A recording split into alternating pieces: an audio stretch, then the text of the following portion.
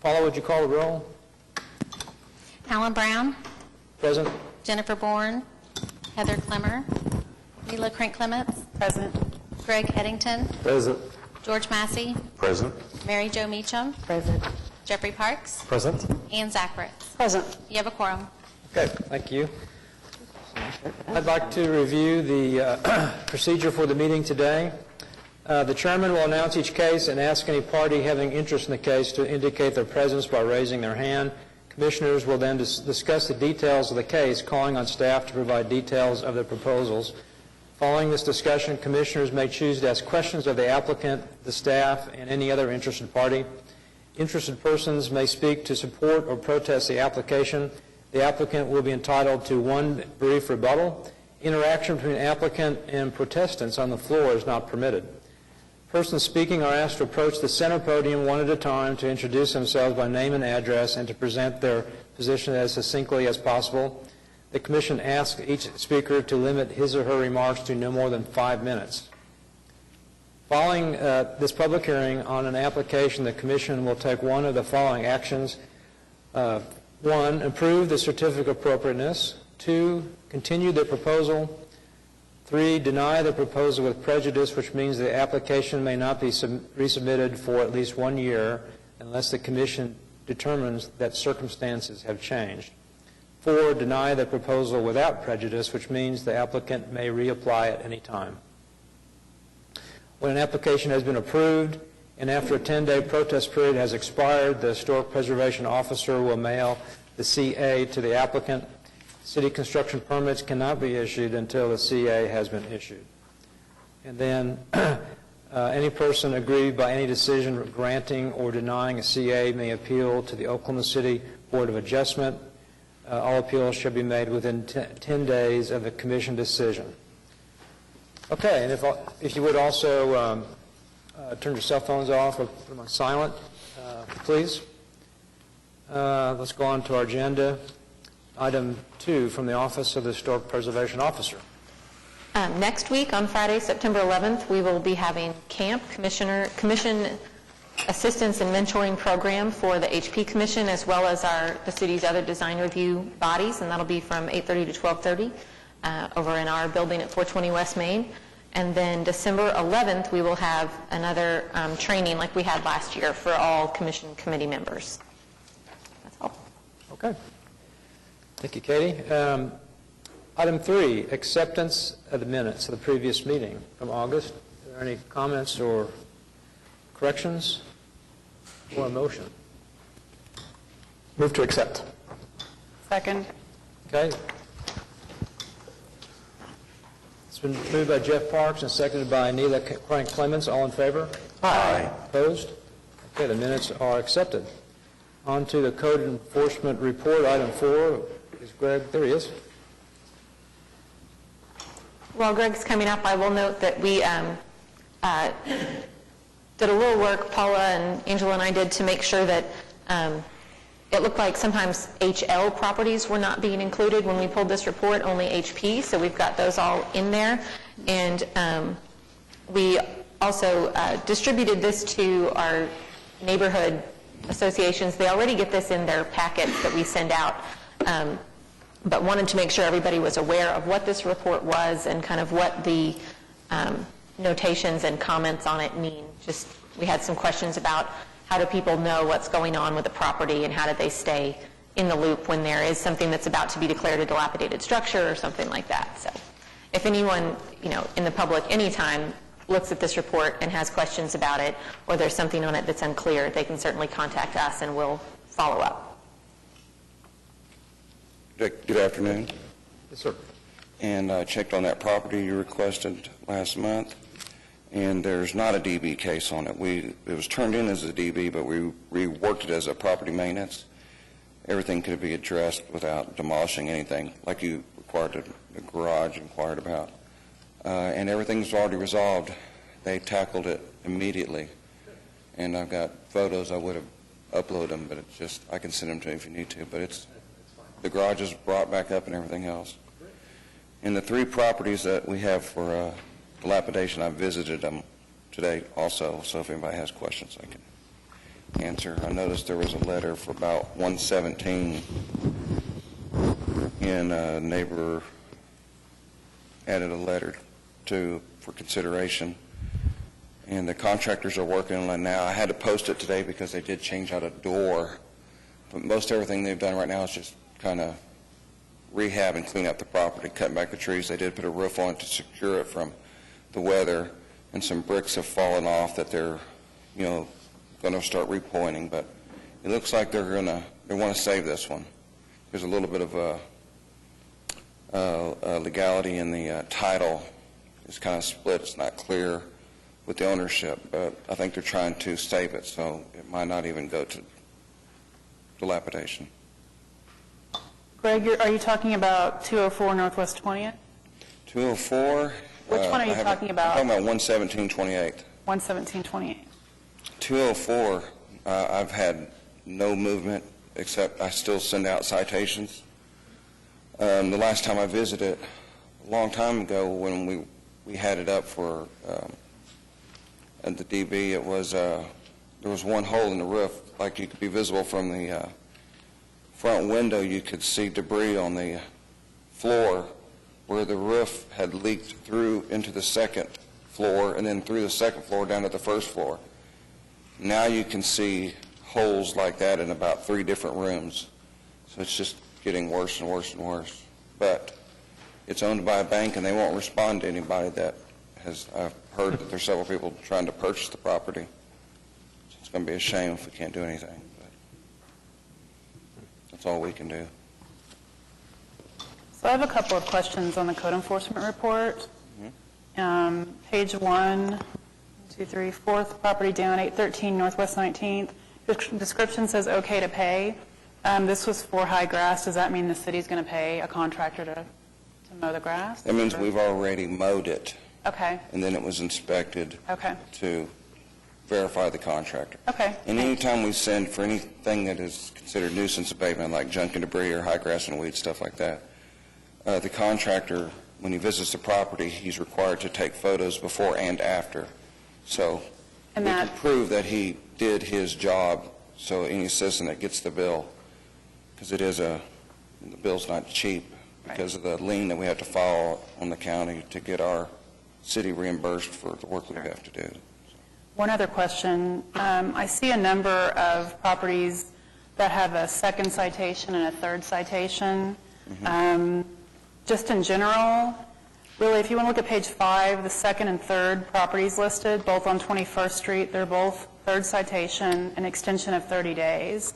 I know we try to give property owners time to fix the problems that we're addressing. How much time do they get? I don't know if you want to speak specifically on these 2 It properties. depends on if they're doing something. Now, this property here, during my absence, Joe posted several properties and continued the enforcement process. Most of them I'm familiar with. An extension of 30 days on these 2, 709 and 625. I do not recall them specifically right now. I can see their citation numbers are there. You can look at okc.gov and type in that number, and it will tell you the status of where they're at in the court process. If there's an extension, that means somebody's doing something. And if they're addressing the problem, the city's only interested in compliance. We just want to see it fixed. So if somebody's aggressively doing something enough, then we will grant them time instead of write citations. But like one of our dilapidated buildings that we have, 2820 North Robinson, we had it as a DB 3+ years ago, and the owner put, $70,000 worth of repairs in it, and he got off of the dilapidated list. He tried to save it, but now it's kind of fallen back into a state of disrepair, so we're back to having to do this. Okay, thank you. You bet. Greg, I have a question. I spoke with Katie about a property on 22nd in Mesta Park where there is a building that has been constructed in the backyard, which is against the code. You know And, what? You know the exact address? 403 or 5, something like that. But Katie mentioned now that there's, within your department, if you cannot gain access to the backyard, you cannot cite that property? No, we have to get permission to enter. Normally, it's for like, if there's site-proof fencing, we're not allowed to like climb on top or peer over a fence. We have to get permission to enter the property, which we can. For something that's, extensive, something that's significant, like if they were removing historic windows or something like that. Usually there's ways around it, like on this property here, you could see it from 23rd Street off of the south side, pretty much see. And I've already posted this property for a certificate of appropriateness. 3 years ago, I had a citation on it, but in the last 3 years, it's changed to owners 4 times. 2 of them are LLCs, which makes it a little bit harder to get your hands on somebody. So, unfortunately, the owners that are currently purchased the house now were unaware of the violations. So, Well, I mean, I took a picture of this just with my phone, just by holding it right above the fence. And is that sufficient, or do you need? This is a building. They have built a building in their backyard. you can sign a citation, any citizen can sign a citation, and you can appear in court and testify to what you saw. But I've already got a CA notice on it for exterior change without a CA. That will include anything that they've done on the property. The reason I was there is because of the windows that were originally done. And then the wooden fence was moved forward beyond the 50% line, and they installed a wooden deck right behind the fence.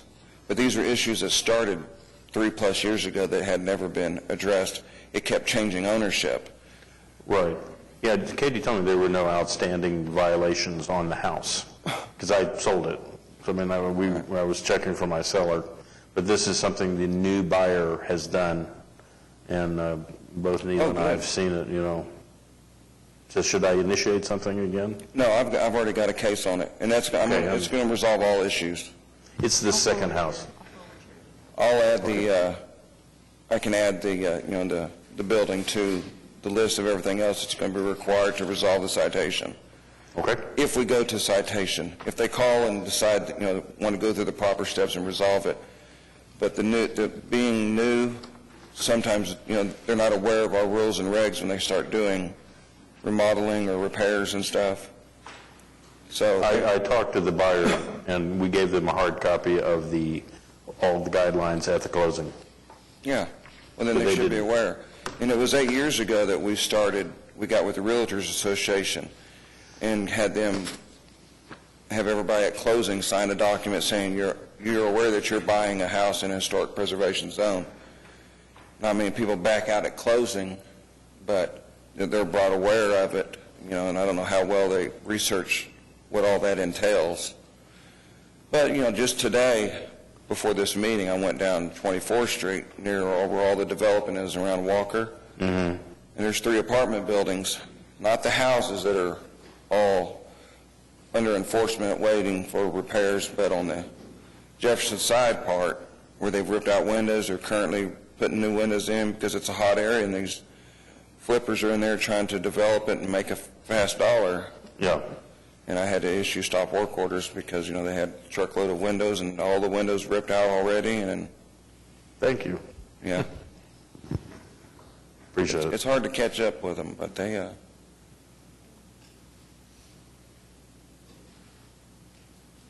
Okay, more Anything? questions for Greg?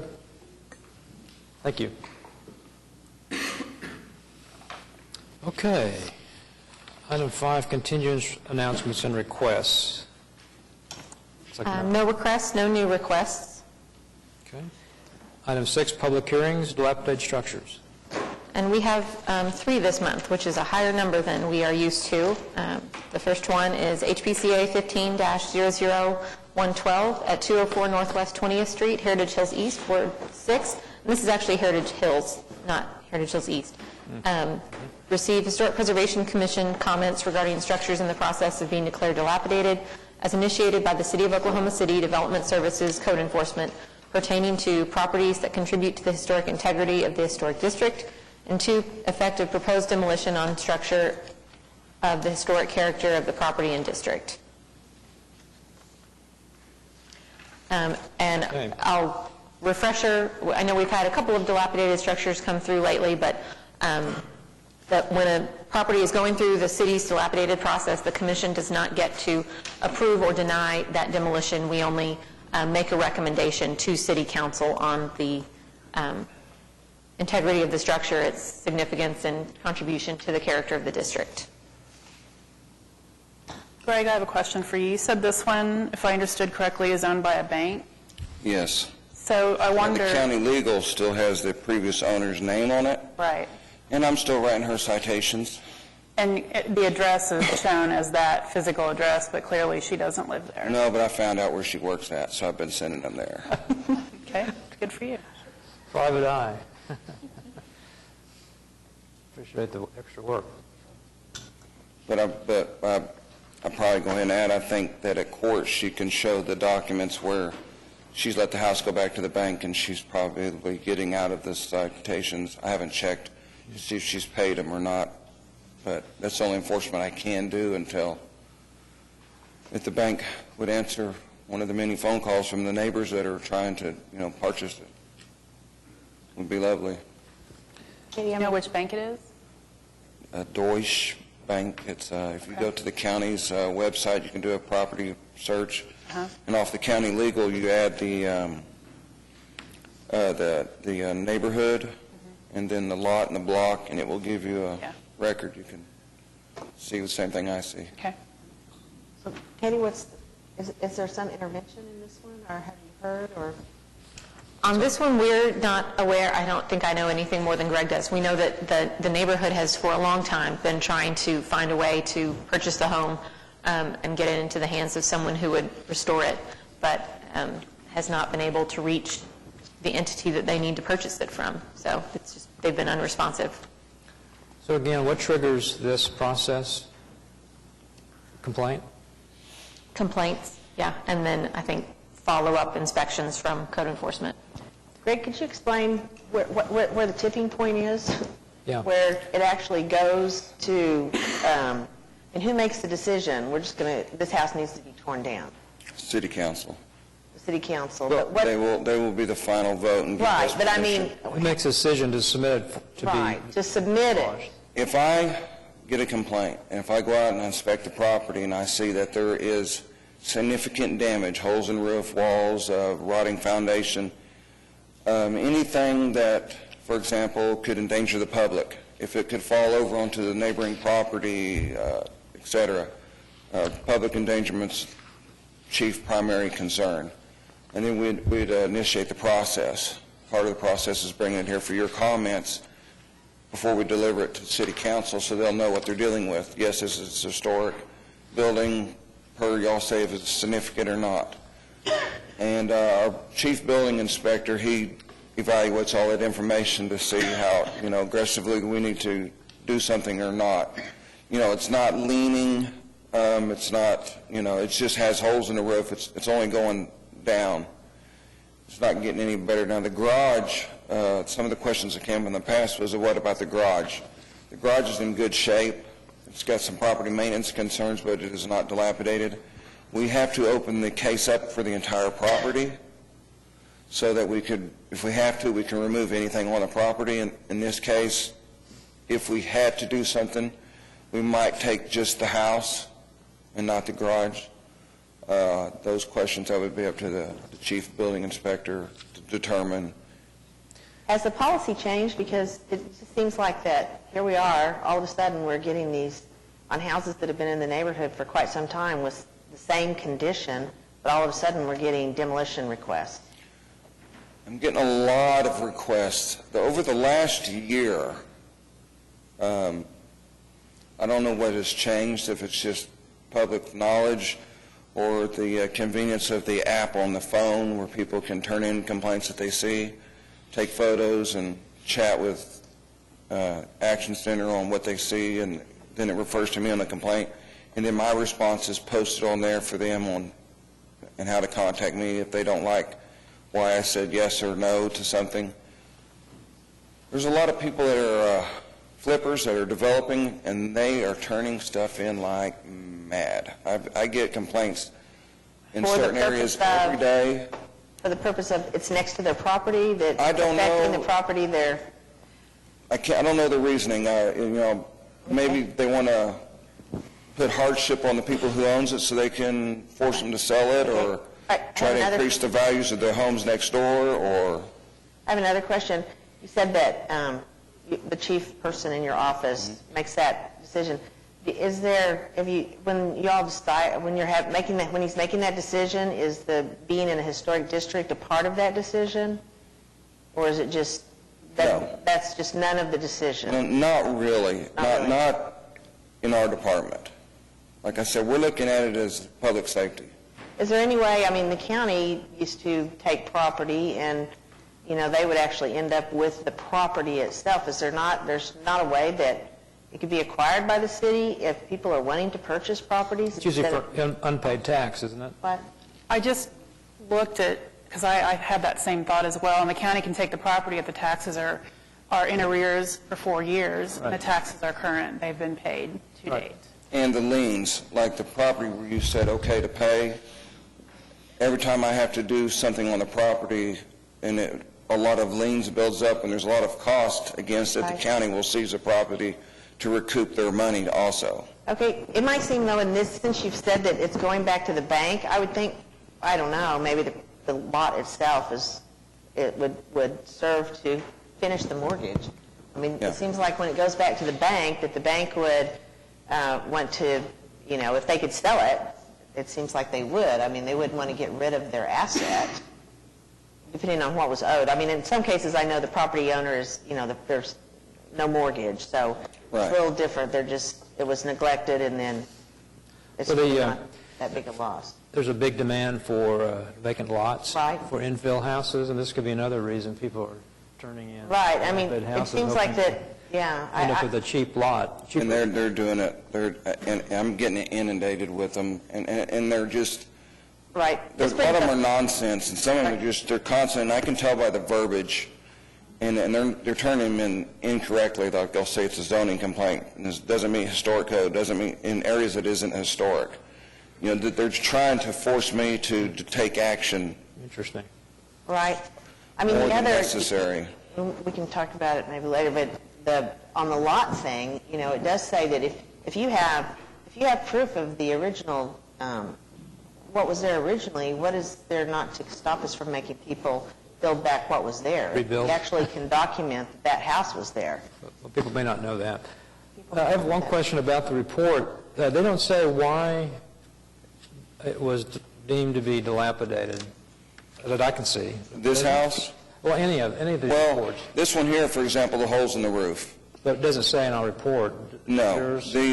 And the report changed about 3 years ago when the city updated its computer system. We use a new computer system that is it's all-inclusive with the other building inspectors. And it just produces this generic report here of properties that were visited or had a complaint issued. Probably no violation or violation. We've got it to where it includes citations. Oh, But it's not in great detail. The staff report that we get, I don't Oh, that's the staff report that we prepare, and we generally don't go into detail about the condition of the house because that's not what the commission is being asked to comment on. Right, okay. Katie, That's you're interesting. just responding that is there can enough post historic material for the integrity to remain? Yes. Sometimes we have had, accessory structures and things that were clearly not historic anyway, where the commission, had the private property owner come in and applied for demolition, we would have approved it as not being historic fabric. But in all three of these cases, we felt like the integrity was still there. Okay. Any more comments, questions for Greg, or a motion? I move that we forward the following comments. Primary dwelling structure retains its historic integrity and contributes to the historic integrity of the district, and demolition of the dwelling structure will have an adverse effect on the historic character of the district. Second. Moved by Neela Clements and seconded by Jeff Parks. All in favor? Aye. Opposed? Okay, it's recommended. Is that what it officially was recommended? No. Yeah, with those comments. Next.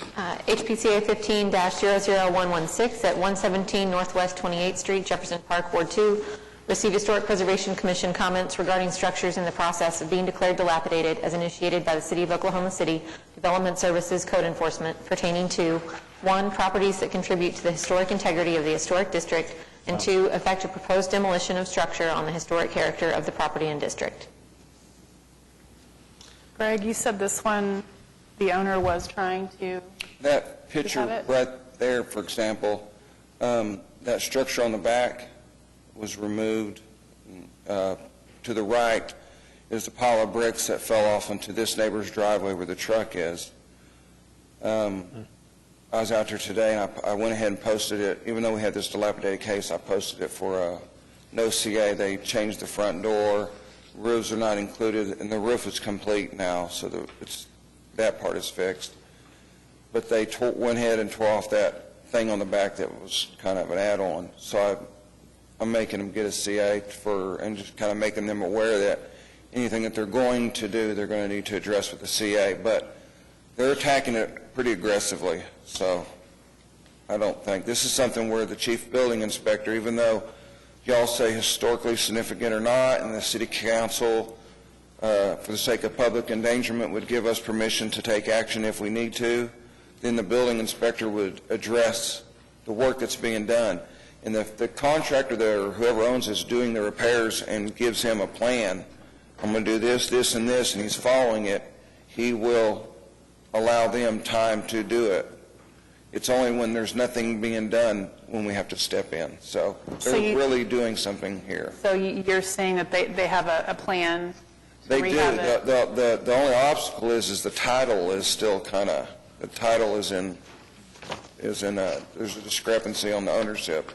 So I don't know how much that's going to hold them up, but the contractors there today, they've got a roof on it, and they're repointing some of the brick. And So you're saying that between this action and city council, if same situation, the owner can go to city council, or you would go to city council and report to them when this came up on the agenda, that even though it's before them, that in the meantime, between now and then, before it goes to city council, that work is being done and that you all have a plan, and so at that point, city council would not go forward with the demolition?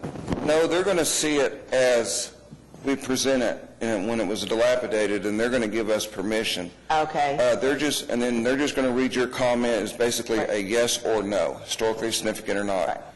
And then we will make that decision. If there's work being done, if somebody owns it and spending money, we're not going to go tear it down if they're trying to fix it. Okay. I think we're just trying to get at the process, and I think you've answered the question. So even though it goes before city council and they approve for demolition, it's really left up to code enforcement. So if after that action is taken by city council and the owner meets with you and presents a plan, as long as something's happening, the demolition is not going to occur. I think what we're thinking Correct. is, as soon as city council says yes, somebody's going to go out there and do the demolition. You're saying as long as you're being contacted and work is being done on the property, then it's not going to be demolished. Correct. Okay, thank you. And it will have to be more than slapping some paint Right. on some few boards. Right. Okay. I understand that. But in this case, it will probably go to city council. They will give you permission, but as long as they continue to perform to their plan, the house will not be demolished. Correct. Okay, thank you. You all And do just- have a letter from a neighbor, just to note at your seats, commenting on the condition of the house. This kind of goes back to my question earlier on the code enforcement report, where you have a third citation and they get a 30-day extension. Clearly, this has been going on. This house has been in a dilapidated condition for many years. The letter from the neighbor says he's lived there since 2000. That's 15 years. Mm-hmm. How long do they get? I mean, if they do, they repair the roof, they put a new door on. At what point does code enforcement say, okay, we're going to leave them alone, it's fixed? Well, in the past, we'd issue a citation, and let me repeat, our goal with the city is compliance. We just want it fixed. we're not making any money. With what we spend on man hours and all of this, the citation is nothing. So we're just trying to get somebody to do something, and if we have to write a ticket, and then that's what we do. Lately, with the abandoned housing aspect of the game, we've been more aggressive on the property maintenance tickets. We're going, okay, somebody's going to start addressing it, and we're going to write tickets until they do. And so they're coming at a pretty quick rate, unless they're doing something. If they're doing work. Now, for the years, for example, I've been working with the lady that lived here for 6 years. She had an application into housing assistance. Okay, that stopped the citation process while she was applying. But because of that, like I mentioned before, the unclear title, there was a holdup. It took time to get it cleared so she could get in her name to get the process. So it just kind of sat there for a little while. But right now, since she's not there and the new owners have taken possession, we've stepped up and started writing tickets, and now it's before you as a DB. But as aggressive as they are at trying to fix it, it probably will stop.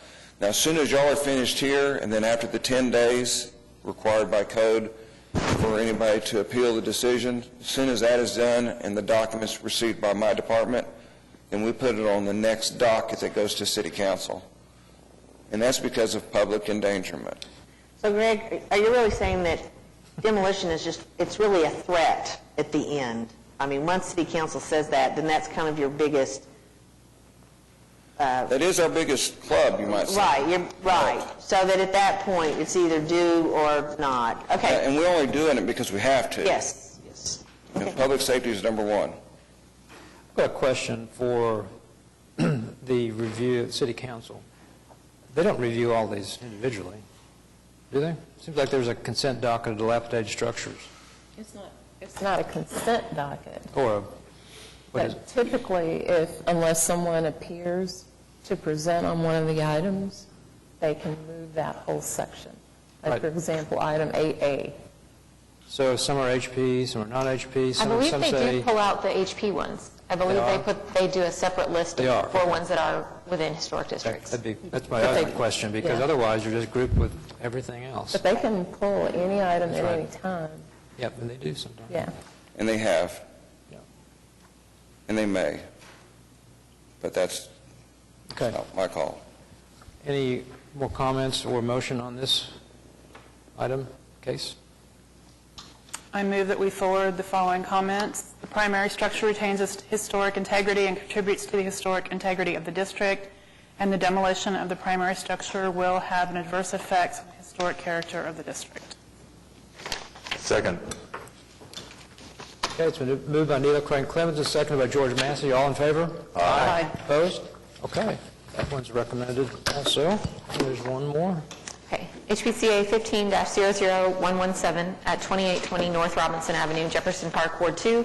Receive Historic Preservation Commission comments regarding structures in the process of being declared dilapidated as initiated by the City of Oklahoma City Development Services Code Enforcement pertaining to 1, properties that contribute to the historic integrity of the historic district, and 2, effect of proposed demolition of structure on the historic character of the property and district. All right. We'll just go right to a motion, Neela? The back Greg, of it. do you have is- any updates on this property? Well, the Like photos chair? show it all. Look at the roof underneath right there. See how he's replaced it? Yep.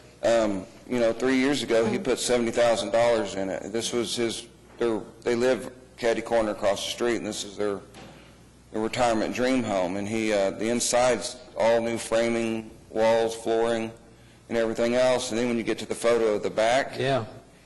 where he stopped at, and I assume he ran out of funding, was he didn't finish the roof properly. So we have a lot of water coming in, and now the back facade is falling off. He just couldn't get to the finish line. Past tense. Do you know if he's looked into any sort of grant program with the city? I do not. This is in Jefferson Park. Have you worked with them recently? No. Every time that we've spoken in the past, we bring up the housing assistance, et cetera. We're not allowed to bring that documentation. You have to physically go in and apply, so it's not discriminatory in any way. I don't know if he's looked into that or not. If he's a senior citizen, he's more apt to have more funding available, but there hasn't been anything done recently to the house, so. Thank you. What does recently mean? How long has it been since? Like I said, there was a time period I didn't have eyes on it because I was gone. Yeah, right. And then, when I returned, the back wall's laying in a pile on the ground, so. I can tell you that that ladder at the second story is in that exact same location and several years worth of years county of assessor photos. photos. Oh, my God. Yeah. That has Mine not too. moved an inch, so. And right underneath above the door, there's the biggest wasp nest you've ever seen. It's the size of a dinner plate. I got to dodge it every time I go up there and post a notice. Okay. And I would recommend that we forward the following comments. The primary structure retains its historic integrity and contributes to the historic integrity of the district, and that demolition of the primary structure will have an adverse effect on the historic character of the district. Second. Okay, it's been moved by Neela Craig Clements and seconded by Ann Zakowitz. All in favor? Aye. Opposed? Okay, it's recommended also. Thank you, Greg. Consent docket. No, Yeah. National Register nominations. No National Register nominations, and then consent docket, we have 2 items. Okay. Any comments on the consent docket? Is there a motion? I move to approve the consent docket. Second. Moved by Jeff Parks and seconded by Ann Zakowitz. All in favor? Aye. Opposed? Okay, consent docket is approved, and if you were on the consent docket, you're free to go. D, items for individual consideration. HPCA 15-00054 at 2329 Northwest 26th Street, Shepherd, Ward 2. Consideration and possible action on application of Lynette Schwinn by Austin Schwinn for certificate of appropriateness to 1, replace concrete porch floor required, and 2, replace porch columns and railing required. This is the their third at-bat. For this, the applicant was not able to be here today, but they did forward a letter that you have at your seat from their contractor. They said they would go back to 3 porch columns as the commission had requested, and we'll do some interior structural work to address their concerns that they had about that roof sagging. The railing is also included, and they wanted some guidance from the commission if you're comfortable approving the columns at 3 columns on whether or not the existing height was acceptable or if that height should be reduced for the railing. Katie, I have a question about this letter from Integrity Restoration. The way I'm reading it says that this restorer thinks the porch does require 4 4x4 posts. And the way it's worded, he says that if he removes those and feels like 3 posts will be sufficient, he will add 3 posts. But it doesn't say he will for sure put back only 3 posts. Does anyone else read it that way? That's what it says. Okay. Always ask the attorneys.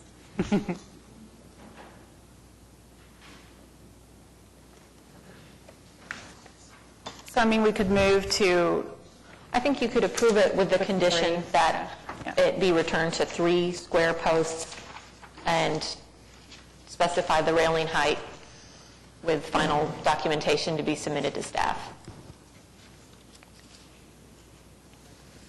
It's only, height is only, what, 2 steps? Yes. So, it's not even required by code, so it could be whatever height. 36 inches wouldn't be required. No, the original condition might be appropriate, Right. I think it looked better, yes, all in all. I agree. I don't know what that height is, but looks like about, it's hard to say, maybe 2 feet, 30 inches.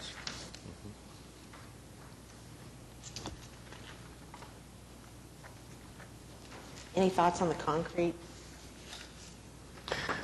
So the issue mainly with the concrete is what the edge of the concrete looks like. Is that right? I mean, it's not uncommon to replace porch floors in our neighborhood. My porch may need it someday.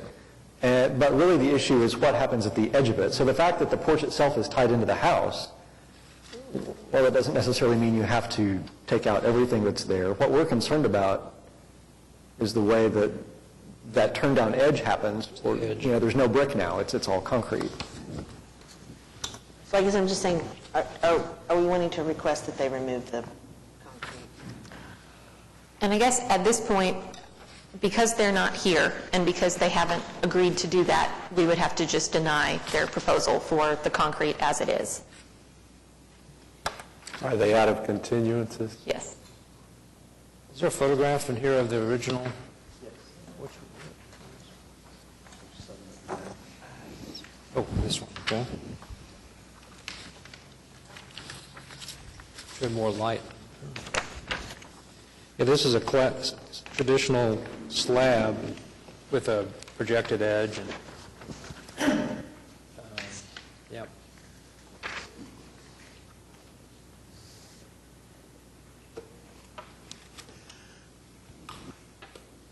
I realize it's already been done, but it seems, I kind of agree with the integrity restoration specialist. It seems like that wouldn't be a positive to rip it all out right now. The what? Would not be a positive foundation move to take all of that out. Could harm the wall and everything else. Well, I don't understand what's tied into it. Tied into the wall? Then you should, I agree. I don't know what it would be tied into. It's just forward and front. It just made me, I have no idea how that works. and even if the slab was taken out, you were going to cover the wall up again. The only thing I'd be worried about, is the front brick porch edge, but that could be rebuilt if it's damaged. It's not, I don't think it'd be a problem. So it coming up against the wall really shouldn't have an issue for the structure of the home? I don't think so. I don't know what they could have done. I don't either. I mean, people take brick porches, concrete old porches off and re-pour. Right. The language in the report made it sound like he had doweled the front Right. porch into the front face of the house. Right. And if he takes the porch, removes the porch, it's going to damage the wall. I don't know if that's true or not. And really what we're concerned about, again, is the front-facing edge of the porch, and that could be some work that's done separately from replacing the entirety of the front porch. The slab, you mean? Exactly. But if you remove the slab, the dowels are into the wall. Say there are dowels. Yeah. Leave the dowels and pour the new slab back in the same place. Right. You're going to take the dowels Yeah. out. So Yeah. I don't see that, personally, that it could be done. You think it could be done? Could be done without damaging the house wall. Well, I don't think that we can approve any part of it if the posted on the concrete. Is that, we can't approve for the post to be replaced and leave the concrete, so. Right. We could say the porch, the columns, we want the 3 columns with the railing at whatever height. But we still have to deny according to Katie, Well, because we can't negotiate. yeah, I mean, you could approve the columns and the railing and deny the concrete, and they could potentially come back and we would administratively approve the concrete work if it was matching the historic condition. So they could get the approval for one. But we don't want to be in a piece of it. situation where they just replace the post and then Approve the post contingent on the slab being replaced to approval by the staff. But can you approve the post when that's not what they asked for? I mean, what they're asking for is not what we're saying we're going to approve. I mean, it seems like we need to deny because that's what they asked for. I think, I agree with Greg because we've discussed it, I don't know how many times, but we've just never really had an opportunity to discuss it with them. Well, what their initial application said does not match the evolution of the discussion. They have at this point said they will restore the columns back to 3 columns, square columns like you see on the historic image, and they would reduce the railing height if that was part of the condition of the approval. So I think that could be approved with You mean those that's conditions really what attached they to it.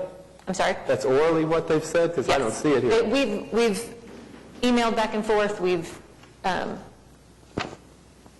discussed it on the phone numerous times. Staff has had a great deal of communication with them, so.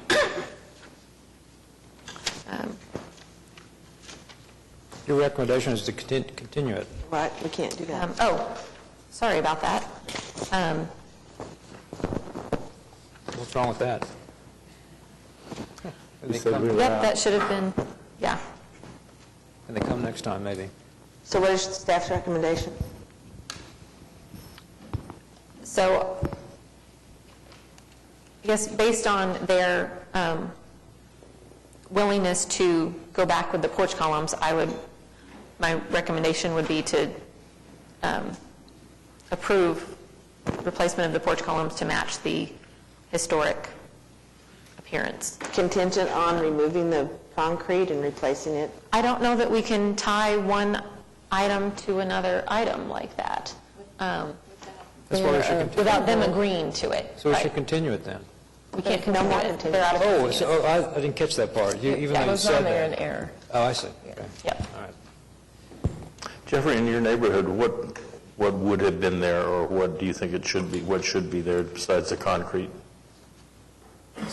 The original historic condition that you see on page 7 of 9 of your staff report is fairly typical of the neighborhood. There's usually 3 inches or so, 4 inches of concrete slab and then brick below.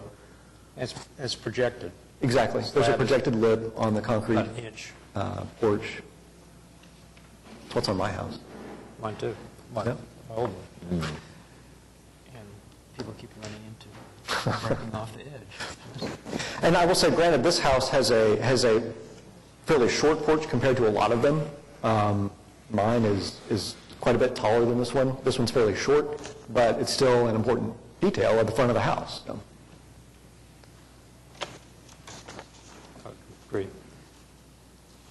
So we can't do a contingent, so we have to deny I it. think, Is that correct? Without prejudice, I guess. that's, I'm going to move to a deny. Get my numbers here.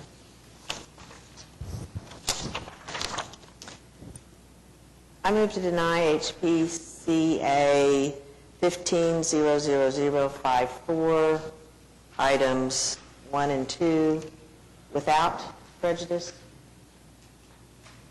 Is that correct? I guess technically with prejudice, because we want them to come back with a with, different. Okay, yeah. with prejudice. But the specific findings that the proposed work will have an adverse effect on the historic character of the district. If you want to add any specific, sorry to make you That's okay. come up with your, I'm but any, like, these are the specific things we want to see in a future, these are specifically why it's not acceptable. The findings in the staff report kind of lay some nice things out. It might be a good place to start.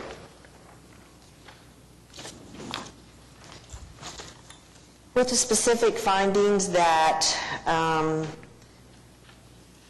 the proposed concrete porch is not the color of the original, that the replacement does not include the recessed brick stem wall, and that the stem wall is, and the brick stem wall with the overhanging porch floor is a character defining feature. And for item 2, that in regards to replacing the porch columns and railings, that the historic, that the historic fabric is no longer extant, that the increased number of posts has not been justified, I think, and the design details must match the historic condition in material, dimension, design, and form. Okay. Is there a second? Second. Okay, it's been moved by Joe Meacham, second by Jeff Parks. All in favor? Aye. Opposed? Okay, the item is denied with prejudice. Next. HPCA 15-00074 at 931 Northwest 18th Street, Mesta Park, Ward 6. Consideration and possible action on application of Randy Smith for certificate of appropriateness to 1, replace gutters required. I need to abstain from this one. Go ahead. Is the applicant present? If you could come forward, I guess. Any questions, comments while he's coming up? Hello? Hello. Could you sign in and state your name and sign in? Sure. My name is Matt Warren. 31 West. Your name is, again? Matt Warren. Randy Smith and I are He's not listed. joint owners of the property. Is he on the application? We're checking the legality, sorry. Listed, okay, good.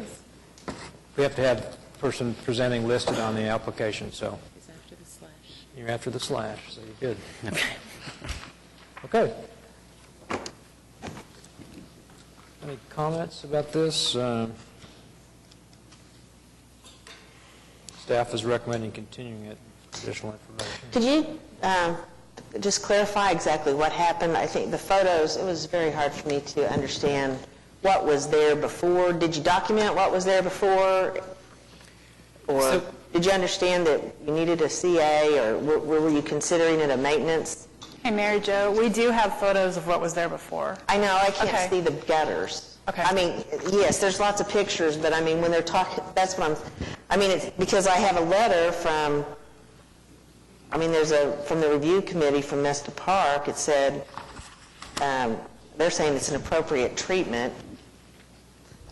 I'm not saying I can't see the pictures, I'm just saying, Right. what's Well, the I'm distinctive happy to difference? provide some background. We bought this house in February.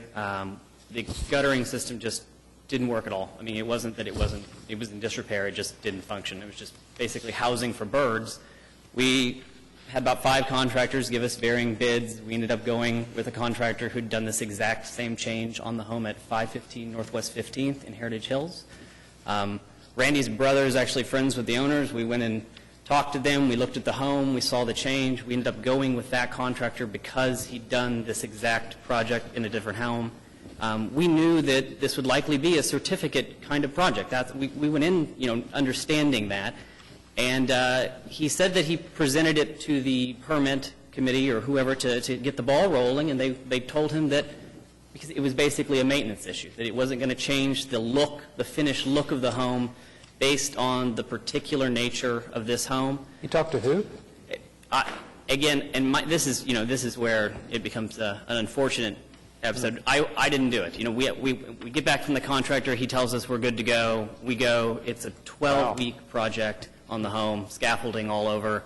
We unfortunately finish it before we ever get any indication that we shouldn't have started it. And then we've been sort of backtracking, ever since it went through the process. Can I ask one question? Mm-hmm. Let me ask Katie first. Do you know, does a homeowner need a building permit to add gutters? They don't need a building permit to add gutters, and we actually consider replacement in kind of non-historic gutters to be maintenance, and they don't need a CA for that. So if someone called and did not make it clear that they had, if they made it sound like it was just a typical gutter replacement, they may have been told that that was considered ordinary maintenance and repair, not a CA. But since they were historic, integral gutters, that is historic fabric, and that does require a CA. So that's unfortunate advice you got. I will say that on this particular home, that the original system was a plain soffit, as you see in the finished product, and it had a metal crown that went around the entire side. That was the only detailing on the original historic guttering. The new product is the hanging guttering is the exact size of that crown molding that was around the original soffits. And the soffits that we rebuilt, every single one of them had to be rebuilt. The wood was all rotted on every one of them, are the exact dimensions of the soffits that were on the home before the project.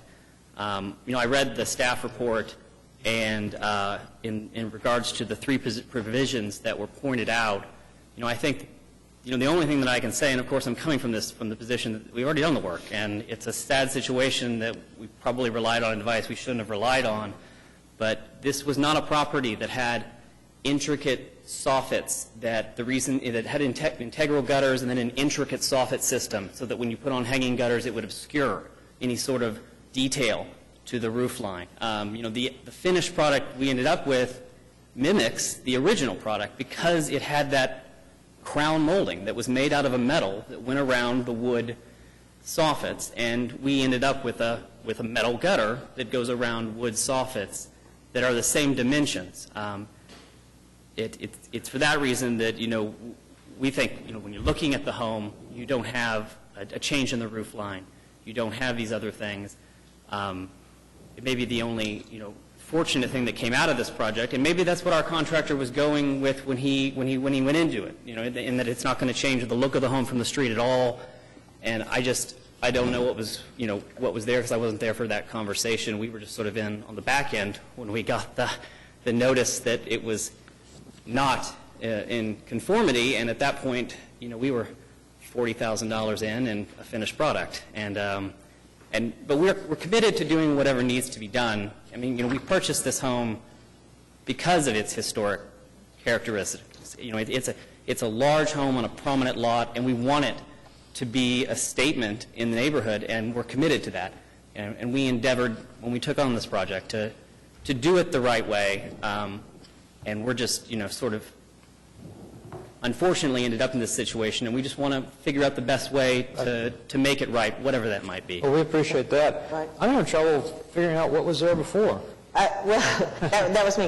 Where he's saying the gutter is, there was some kind of a metal decorative thing, and then the gutter was inside what looks like what is now the soffit. So Part of the soffit. So there was a trough. Right, so the In the original home soffit. had the soffits. They're the exact same size as the current soffits, but the guttering was a sort of a metal indention into it. Of Like course, a they hadn't been replaced, since ever, and there was almost none of the original metal left, and so water went directly from the roof into the soffits, and so they were all... Yeah. What did you have to add Very nice. that's visible, that was not there before? The only addition that was not there is the actual hanging gutter itself, and it replaces the metal crown detail. How does it get down, though? The downspouts are all in the exact same place as the original ones. The home has a cistern, and so everything drains into the cistern openings, and they go back. And so there are no additional downspouts. Did the downspouts come out of the bottom of the soffit, basically? They would have come. It would have been the same as this picture, except that it would have come straight through the bottom. Right. And so there you would have the difference in the. Right. You can see how it looks the same on the bottom, but it would have gone straight under the soffits. Right. So that's a little bit of difference in appearance. Angela, can you go to the next picture, the last one? I think that one's a little easy. Yeah, that one. There you can kind of see, if you follow the line of the edge there at that farthest forward corner on the left side of your screen. There you go. And then if you look at the picture on the front page of your PowerPoint printout, you can kind of see the difference there in that shape. Those were the best two to match up for me to see the difference. For appearance-wise, that's that piece of downspout that goes up to across the face of the soffit that's the most visual difference, probably. I think that soffit, if that's what we call that portion, I feel like I need a diagram labeling all the pieces. Seems an overhang. much thicker than, Oh, to me. Maybe it's because it's a lighter paint color or because of the way the gutters are installed, but it seems... is that the same depth? It's my understanding that the dimensions are the same. I looked through the photos as well. I don't know if it's because it's a super hunter green in the one and it's a lot lighter, or if it's an angling issue. But the actual, length of the top to the bottom of the soffit was the same as that was on there, because we just simply replaced them. We took them off board by board and had them replaced board by board. And then I know that the guttering is that 5-inch hanging guttering, which was the same size as the crown detail that was on, that was on the original one. But you're 100% correct that, there is a slight visual difference in that the downspout now has to come outside the soffit to connect to the guttering, whereas before it went through the soffit. And also, the new gutter would have a depth of 4 inches or something, whereas the Crown didn't have that before. I'd have to actually find a piece of the original Crown, because, Well- I mean, it was a larger piece. I just don't know. Well, the Crown would be like 2 inches. It wouldn't have it wouldn't be as deep. That's another thing. It had to,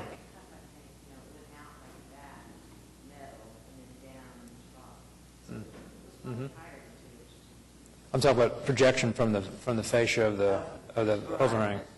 There's another term, fascia, soffit fascia, Crown.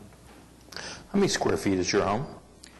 It's 6,000 above and 2,400 in the basement. Because usually it's the homes that are above 6,000 square feet that have the integral gutter system. I don't know why that is. They seem to be the larger homes in the historic areas. Then you go on the flip side of that to a bungalow, and there will be no gutter system. I've never figured that out. If it just looks bad on a bungalow, and then in the middle you have the traditional guttering. Just a comment. And I think the original square footage probably would have been closer to 52, 53, but still in that same, the previous owner did some pretty significant third floor expansions to add some square footage. And so that's where we end up where we are now. It's a great When you house. first started the project for the gutters, did you do any research to locate something that looked like the Crown, or? The guttering product we picked, I mean, again, you know, we worked with someone step by step in this, and like I said, I think what probably the biggest mistake we made is we actually went to that home in Heritage Hills where the contractor had done the same project and talked to the owners, and it's on the market now, and so we were able to go up and look at what was done, and basically he's like, you know, you're going to get the same product that they got because they had the exact same system that you had, you know, basically a plain soffit with a Crown detailing, integral gutters, and you're going to end up with a plain soffit and a exterior gutter, a hanging gutter that's going to mock the Crown detail. It's part of the reason we chose that particular contractor, because we were like, well, you know, done. That's going to make it so much easier.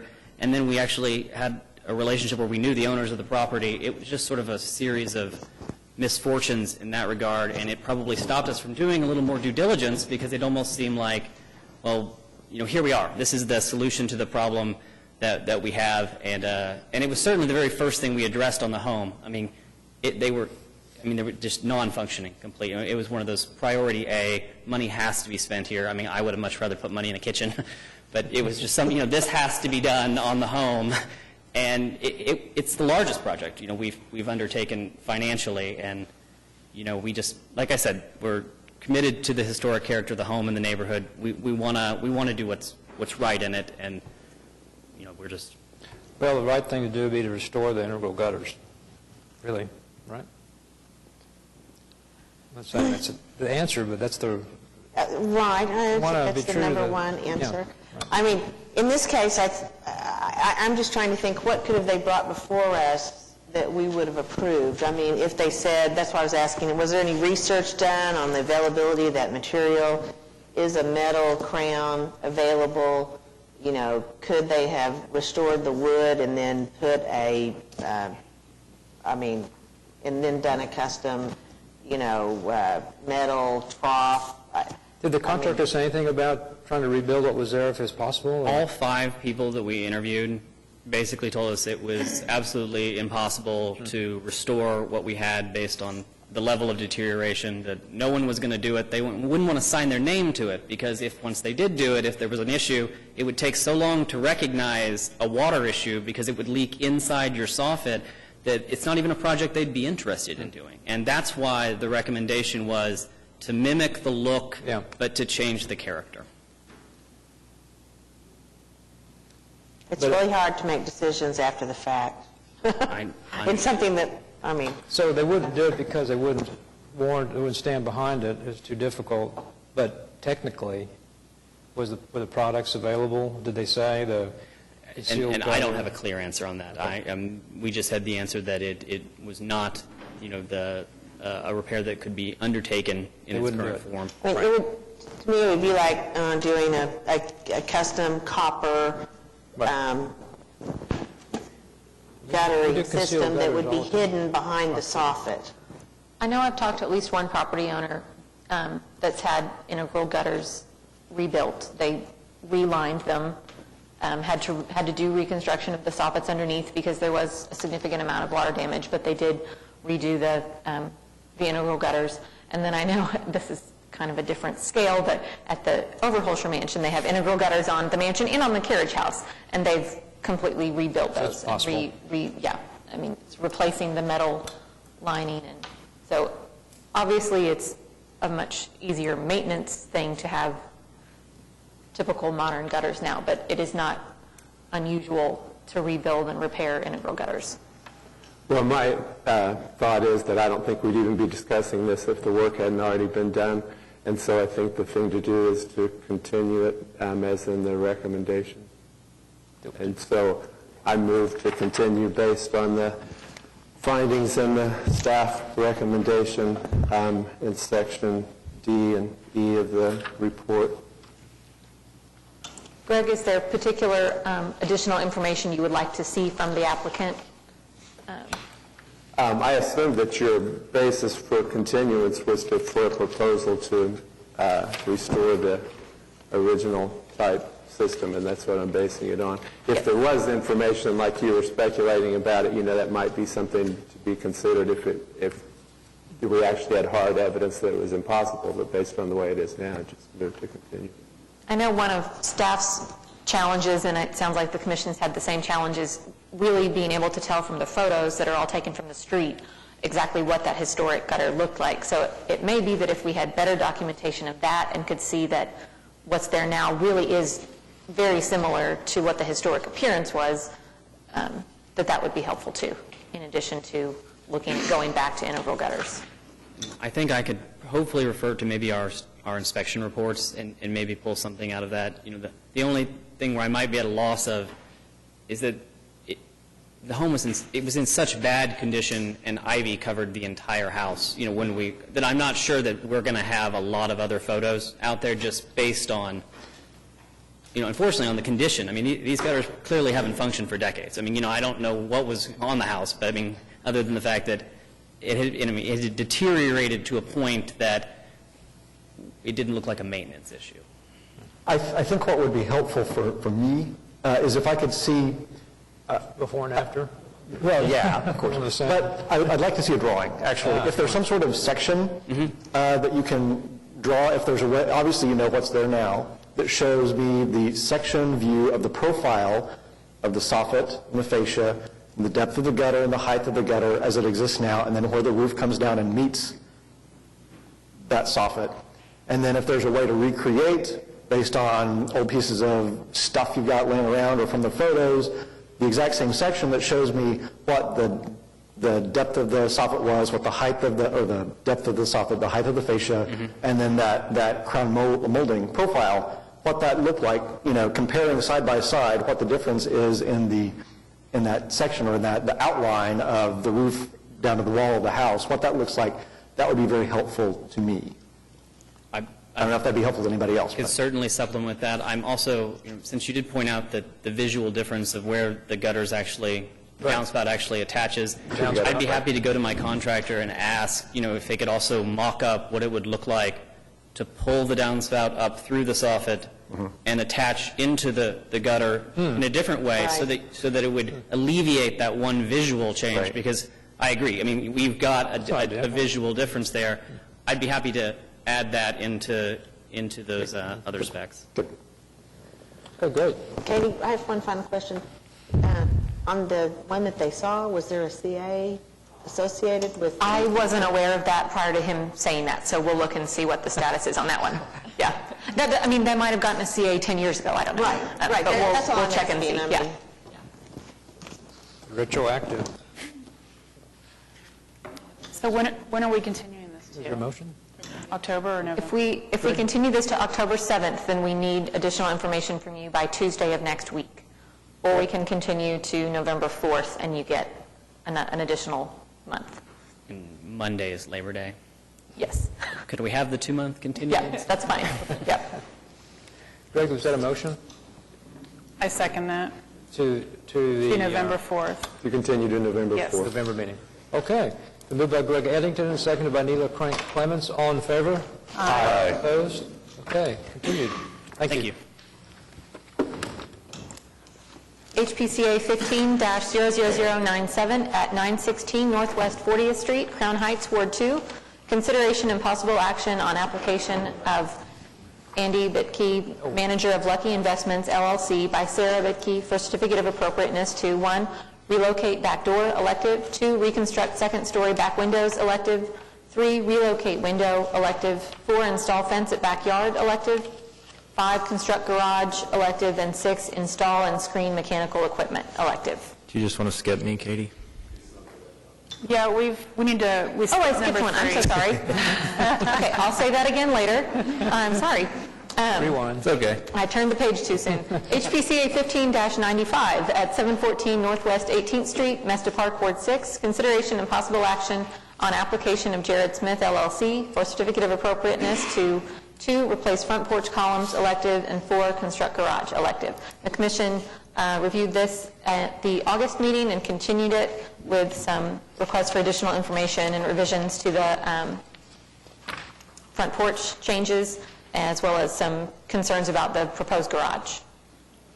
Did the applicant provide all that additional information and address the questions, Katie?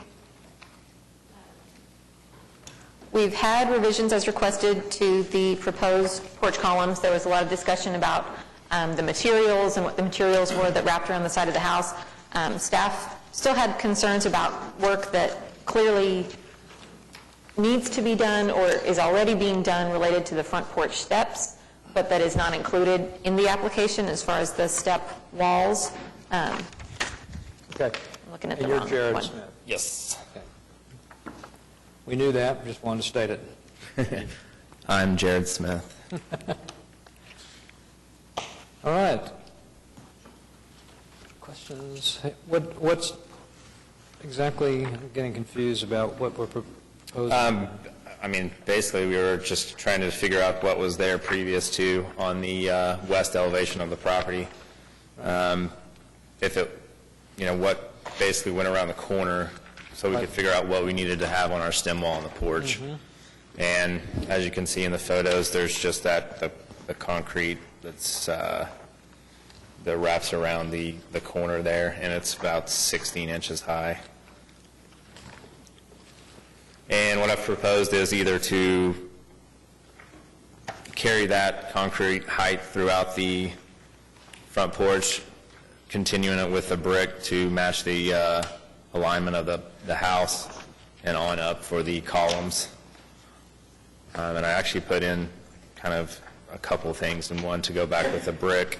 I've been to several places around town trying to find a brick. I found one that's very similar to it, but it has more of a rose color to it, and I'm really afraid it's going to turn out pink once we get quite a few bricks up there. So, but I'm still looking for that. I prefer not to paint them if we have to, or if we don't have to. But I'm looking for the photograph of the side. I know. Flipping through. it's Is it in here? What page? it's page 47. Oh, in this one. Okay, I was looking in the PowerPoint. There's not one from the staff. It's on the PowerPoint.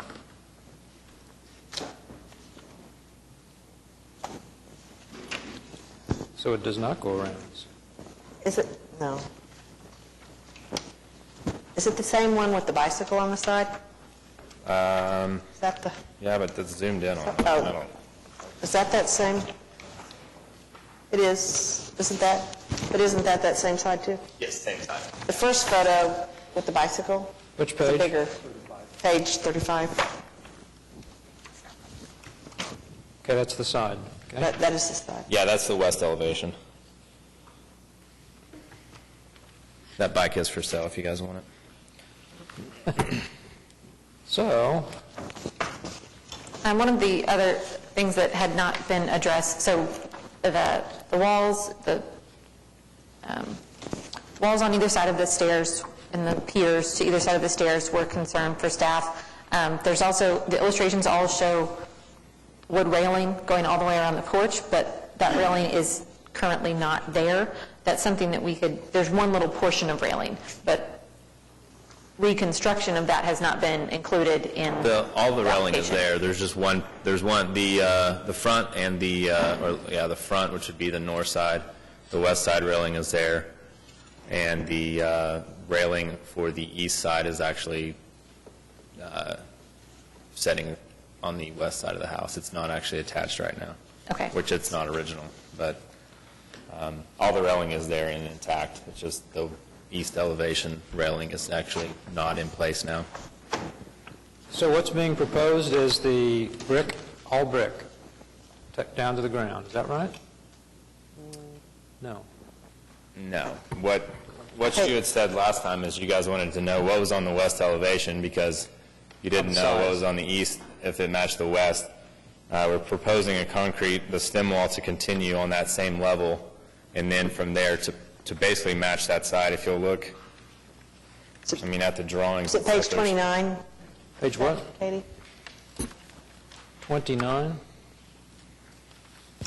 So we have page 29, And then the west side is page 29, 30, 31, show it all brick. Okay. But the But there's side a- of the house is brick to the ground. I think are you Brick to saying, about 16 inches. but how does, It's okay, concrete. so when There's it a concrete turns, cap on the bottom. Go ahead. are you, okay, on the west side of the Yes. house, are you changing something? Because there's a little piece of concrete there, so it's going to match up at that height? Correct, and then Oh, I carry see what you're on. saying. So So that little concrete water table, whatever, that line goes around the that house. that line goes all the way around the house. If It's actually the ground is below that, then it's concrete. Correct. Block or concrete. It's actually, it's brick, and then they concrete faced it. Okay, all right. So that will carry on. Basically, the question was from last month was what was there. So Right. we needed to know kind of what was there so we Right. could figure out what we needed to do in the front. Because we didn't want to, I think there was some concern with going from, brick all the way to the ground because Right. it wouldn't match up with the sides. Yeah, I was confused by that painted brick Right, and line, which is higher than the... it is. As a final, so I want to make sure we're all on the same. On page 35, the picture of the bicycle, that's the west side. And so if you look down, that's that water table. So it's going to wrap around at that same height on the front of the building. Correct. And then above that Will be the brick will be the brick. all the way up the columns. So you're going to, is the porch isn't getting bigger though? No. Right there. So is there going to be paint? Will you be able to see the paint? Or are you taking the No, paint? so that paint, we actually have rebuilt that little corner there. That paint's going to hopefully come off, Okay. one way or the other. All right. I don't know why they painted that over at some point. I assume that they thought that it looked good because the cinder blocks on the front of the Right. porch, and they just kept Lined it painting. up. Yeah. Right. Okay. Okay. And the columns themselves, the brick goes all the way to the ground Yes. for your elevation, right? Yes, correct. So we're building, what's on page 29?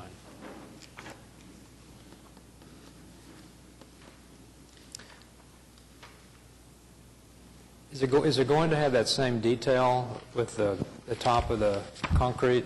That's actually a question that I was actually going to have with you. So that is on the west elevation and then partially on the east elevation.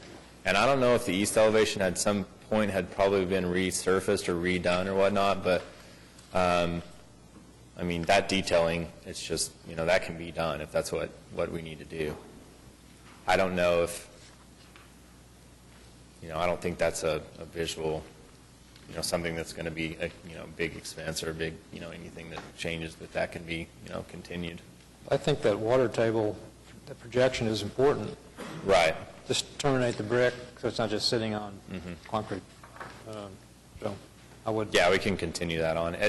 It's not completely on the other side, is the only thing, is we could maybe try to It'd just be where you were replacing it. continue it. Okay, gotcha, so it wouldn't be a huge ordeal if it wasn't on a part. So just that, That for right front now, I side. think, just that little corner, unless you're Okay. going to do something else on the other side. Okay, perfect. What about at the front of the porch, though? Continue it all the way around. Oh, you mean under the brick? Yep. Page 29. I don't think it would have been there, you think? So you're going to have brick sitting I right think on? it'd be on the house, but not on the You're going to have porch. brick just sitting right on this concrete, That's what I would, I mean, That's I've never seen pretty it like normal. that. I mean, the water table's on the house, but when you get to the porch, it's just flush. That's my thought. I'm trying to picture it. I would continue the same detail. I would too. Okay. I can't picture it without it. It Yeah. seems like it needs a I permanent... mean, Yeah. Some way never seen it to keep done. them from, me neither. It's, otherwise they're going to try and flush out. What was that? I've never actually seen the actual water table detail on the porch. Me neither. But I mean, that's not to say it hadn't been done, but I mean, it's whatever you porch guys want. seems, I don't know. Porch seems flat. The water table seems like it belongs to the house, but not to the porch. But either way, I don't think there's any, I mean, on the side, I think there's indication that it was there. On the porch, we don't even know if it was concrete. We're just letting him put concrete there. Yeah, we I don't think know brick to the anything about ground this would look house, better, but- unfortunately.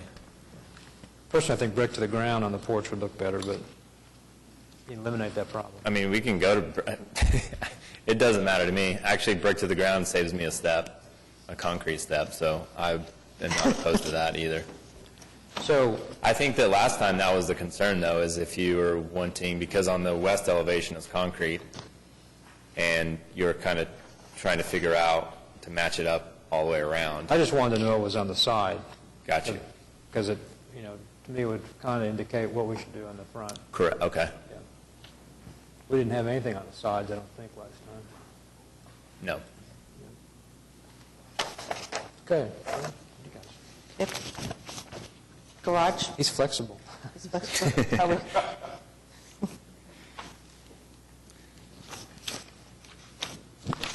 Yeah, we're totally ignoring the garage here. Do we The only wanna- continuance on the garage was that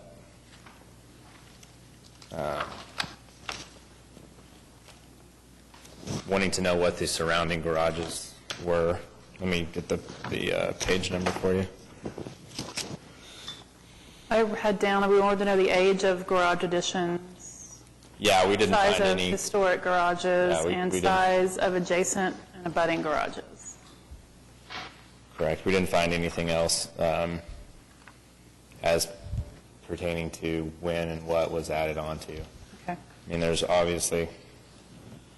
some question on, because right now to the east is an apartment, and at one point in time, that was a garage because the concrete drive goes all the way up to it.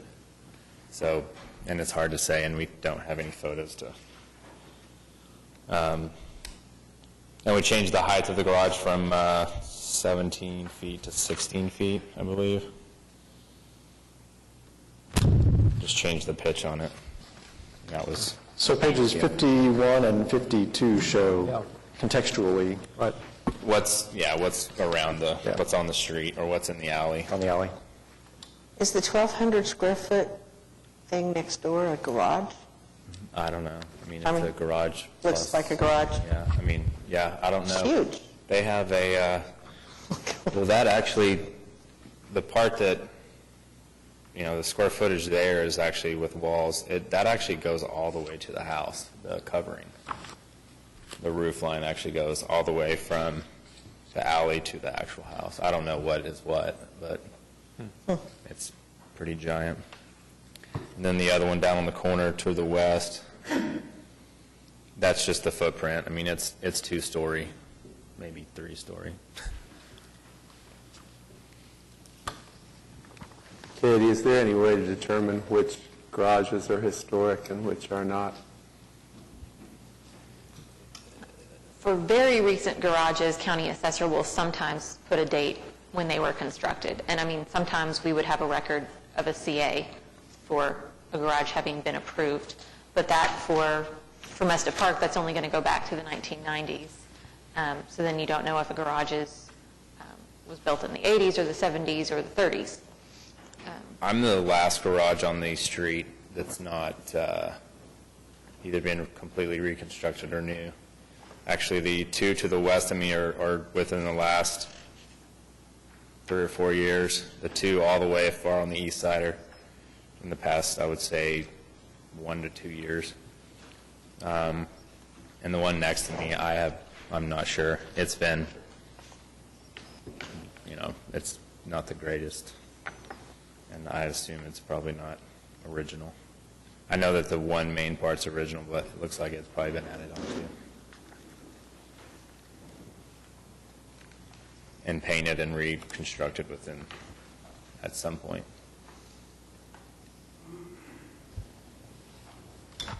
Is the garage that it's 942 square feet, is that, and it looks like it's 2 properties to the west of yours, is that the garage for that apartment? I do not know. It's got, it's a 3-car garage, and it has I would assume there's an apartment upstairs because it's a 2-story. Okay, thanks.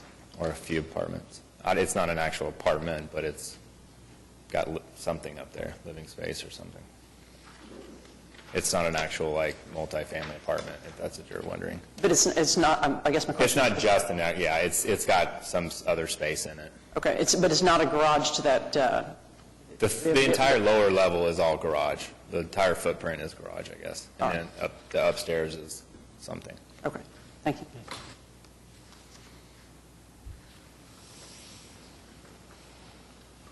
Okay.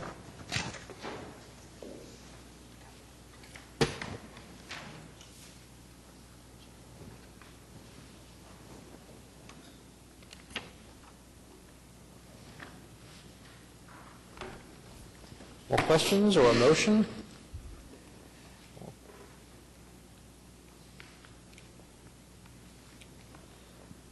Comments? Staff is recommending, okay. Staff is recommending approval.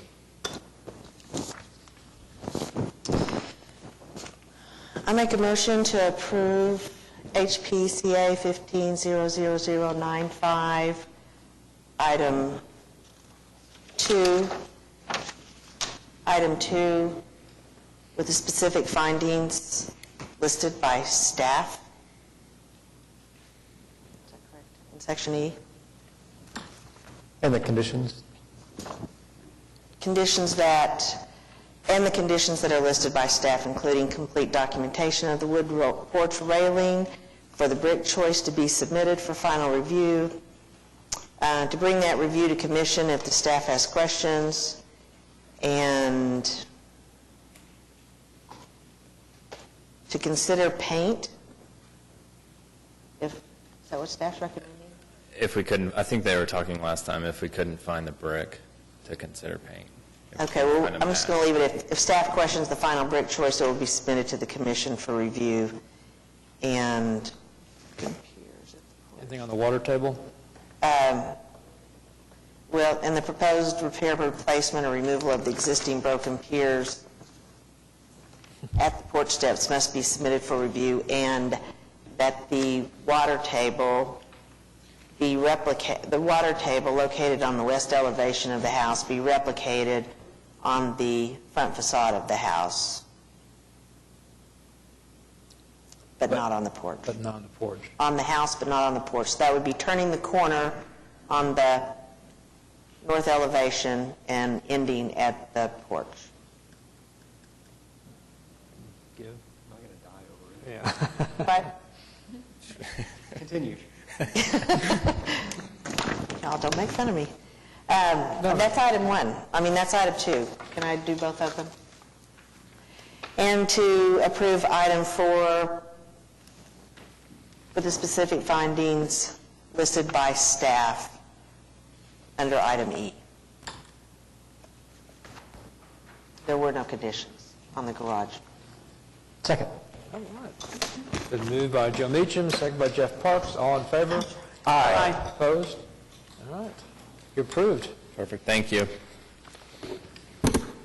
Thank you. Still would like to see it go to the ground. Okay, now 15-00097 at 916 Northwest 40th Street, Crown Heights, Ward 2. Consideration and possible action on application of Andy, and I have been instructed it's Vitucci. I apologize. I meant to grab you before and ask. It's just like it's spelled. which is with no vowels at all. Manager of Lucky Investments LLC by Sarah Bertucci for certificate of appropriateness to 1, relocate back door, elective, 2, reconstruct second-story back windows, elective, 3, relocate window, elective, 4, install fence at backyard, elective, 5, construct garage, elective, and 6, install and screen mechanical equipment, elective. I heard from the applicant after they received the staff report that there was maybe some confusion between them and staff about what windows were being repaired, what windows are being rebuilt. So I'll let the applicant explain that and make sure we've got it all straight. My name is Andy Bertucci, the owner of 916 Northwest 40th Street, the Lucky inheritance of it. How do you pronounce your last name again? Vitke? I'm sorry? How do you pronounce your last name again? Bertucci. Bertucci. Okay. Thank you. Okay. Any questions for Andy?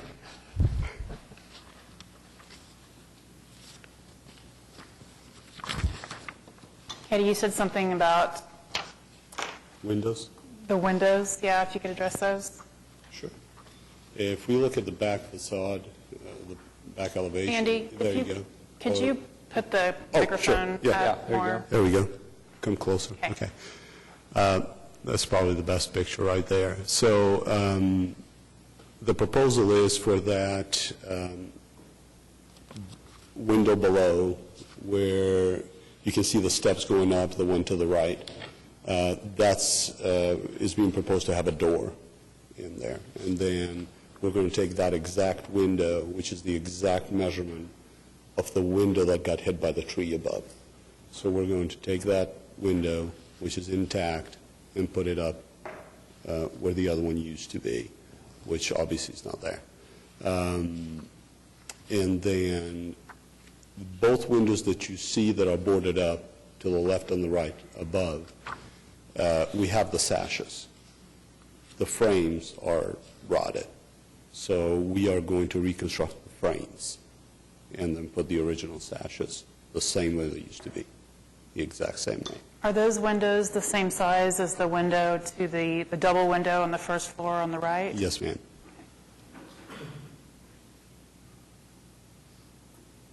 You say a tree hit the house? I'm sorry? A tree? A tree hit right there, yes. A huge, big tree. Took all that out. About 6 or 7 years ago, I believe. And then the city made the owner, which was the only, they had left the house probably about 10 years ago. And then the city made the homeowner fix the roof, but all they did was just fix the roof.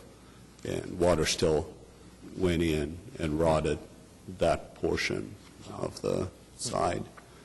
So we've got quite a bit of extensive framing to do there, but the sashes are there, so the frames we'll have to reconstruct, which we have exact, as the lady pointed out, that we have other windows to measure frames out to rebuild. Andy, is there a door on that section on the right there? Of that Yes, part sir. There Yes, is sir. a door there? There is a door to the left. Okay. There we go. There, okay. That is Didn't see it being in the proposed other to be closed up, yeah. So we're just relocating that door over to the right. And this is the back of the house. So that door opening is just infill with brick? With brick, yeah. And there is a picture of the door that would have been in that location in your packet. And Yes. they're going to just relocate Yes, that. I mean, that's it's, just boarded actually, right we do, now. You're right. And we do have the 30-inch door that was located on that end that we're going to reconstruct and put it in that exact opening. I'm not seeing any reference to the siding. Are you, what are you? There was, and there's a little bit, I think, still some confusion. I don't do this often. So there is some things that were... There are several items that are going to be either administrative approval or that are going to be maintenance and repair. So you don't have, Okay. there's lots of work here to be done, and not all of it is on your packet. Yeah. Okay. The door is to be put in the window location. Yes, sir. You say it's the same width as the existing Same. opening? It is the same, the width, I believe, is 36 inches, if I'm not mistaken. The door is a 30-inch door. Okay, your drawing says it's a it's a 3-foot door and a 42-inch opening. Are you going to change that? I think the opening on the measurements when, whether our architect or the staff who did the measurements, the opening and the door are two different things, obviously. The opening is pretty much the same, and if there is any infill that would have to be done, we could do that. But we're going to, yes, sir. Okay. Maybe That makes a difference to us, infill or enlarging. If the door doesn't look 3 feet, you're talking about this door right here? Yeah, no, it's 30 inches. 30 inches. Uh-huh. And you're going to reinstall that door where the window is? Yes, sir. Okay. Yes, sir. We will not The do dimensions anything on to the your sides of the bricks. Close them, or if we need to maybe do some trimming, that might need to be done. But Well, we don't usually like to infill, but Okay. your drawing shows a 3-foot door that's not a 3-foot door, it's a 30-inch door, or, right? the door is yeah, you're right. You're right. It's a Your 30-inch drawing- door. The opening is 36 Yep. inches, I guess, yeah. I'm being us to death, but your drawing's just incorrect. Okay. Yeah, I don't doubt it. There's a lot of Yeah, okay, that's all right. miscalculations on Yeah, this. it's probably a Finding. 2-foot 8-inch window. Oh, okay. That's looks like outside, not, Well, staff is recommending the approval of that item with the condition that dimensions and detailing of the proposed door be submitted prior to issuance of the CA. So is that okay? say it again? I was looking at the drawing. Staff's recommending approval of that item with the condition that the applicant submits dimensions and details of that door prior to receiving the CA. Will that, Yeah, I think it'd be good to know exactly what size we're talking about. Sure. We actually saved the frame, too, so, That's good, we appreciate you trying to reuse. yeah. Okay, so that's the door.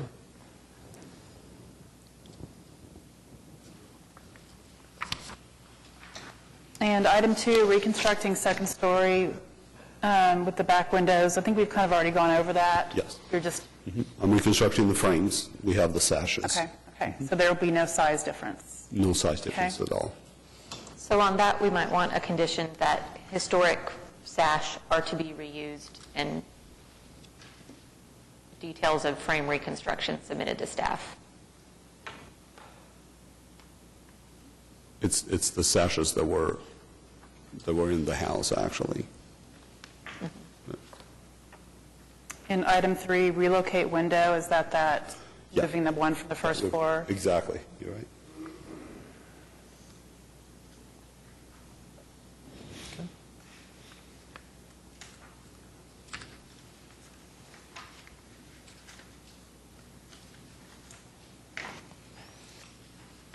Anyone have any thoughts on the fence?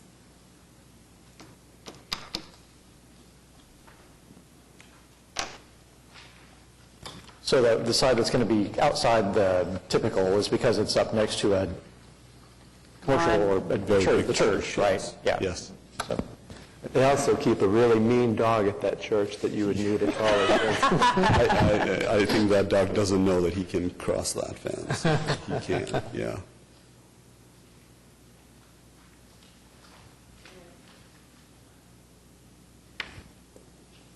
On the garage, Yes, ma'am. staff, could you give a little more explanation? You're saying that the garage exceeds the number of floors. They've submitted some information. So- Does that change your recommendation? Not at this time. We got that fairly late, and I've just very quickly looked at it. Our guidelines say that you can construct a two-story garage when there was a two-story garage historically, which we don't have any reason to believe that there was, or when there is a two-story garage at an abutting property, which there does not appear to be, or when two-story garages are, and I don't remember exactly the word, predominant or dominant on the block. They submitted a list of two-story garages on the block, which is a very long, one of the long blocks in Crown Heights. It includes 800 through 900 of north side of 40th Street, south side of 40th Street, and then, 39th to 40th, and then the other side of 40th Street. Within that block, what I saw was that there were approximately 52 residential structures, and they identified 5 two-story garages. So in staff's opinion, that would not be dominant on that block. And there's also not a two-story garage abutting them.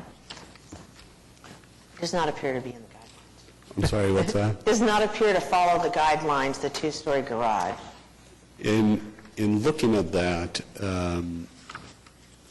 I did a little bit of research, and it looked like the 800 Northwest 39th was quite an interesting property to follow, in that it actually changed the wording of abutting and adjoining. He remembers that one, I guess. And I can understand in that particular property because it's on Chartel, and you can drive, and it's right there. It's right in front of you. The proposed garage that we're doing starts at about 154 feet. This is a 187-foot lot. We do have over 20,000 square foot two-story structure to our west. So would it share that property line? You wouldn't even be able to see the garage all the way back there, whether it was a two-story or, I'm sorry, say that again? It doesn't share that's not on the garage is the garage on the church side or the house side? It would be, opposite. Yeah, it would be opposite, but as I was saying, it's a 187-foot lot, and the garage would start at about 154 feet back. The houses, our house and our neighbor's house to the east, are so close together. There's only about a 7.7-foot driveway, and there's a huge pecan tree right in front of the house. You basically would not be able to see this garage back there. Whichever direction came, we're putting an 8-foot fence on one side, not coming all the way, only to the back of the house, obviously. And those we're not changing the integrity of the historic look. But there is not a property that touches your property that has a two-story garage? Not a garage, no. There is a huge building, but not a two-story garage. You're right.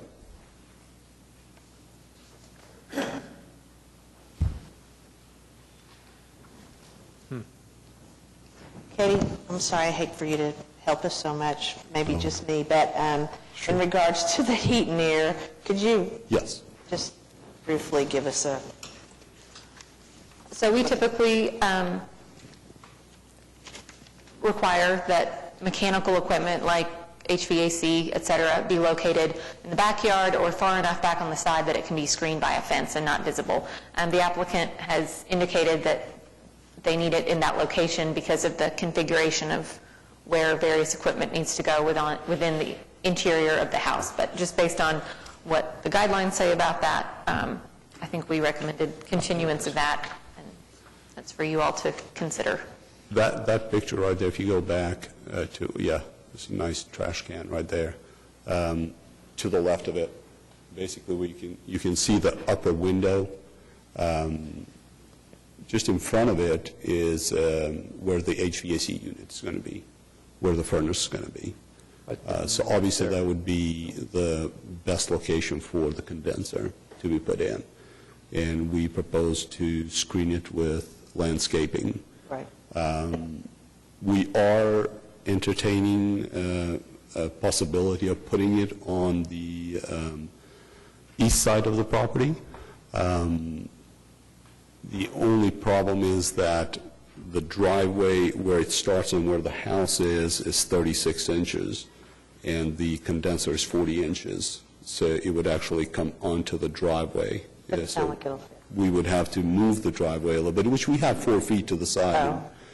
We could, but then you would have to put posts and all those so you don't hit it as you're driving in and out. Is the fence on the East, east side, is it new? Or It would be new, it's 6 feet. will be? Yeah. Well, I'm just wondering if you could extend that fence, further to the south to screen, Well, move the unit further to the Sure. north and then screen. You have a good picture right there where the driveway starts on the east wall of the house. So the fence would be east of the driveway. Oh, okay, east. North East of the of, driveway. If you're looking at the other side, the reason I meant to add that, the reason they have not wanted to move the fence forward to screen it is because there is a historic fence wall that's brick that matches the house and has yes. a metal gate on it, and they wanted to keep that gate in that That's location. what I was asking about, 'cause I saw that Yes, sir. gate and all, I didn't know if that was new or... There you go. There it Yeah. is, right.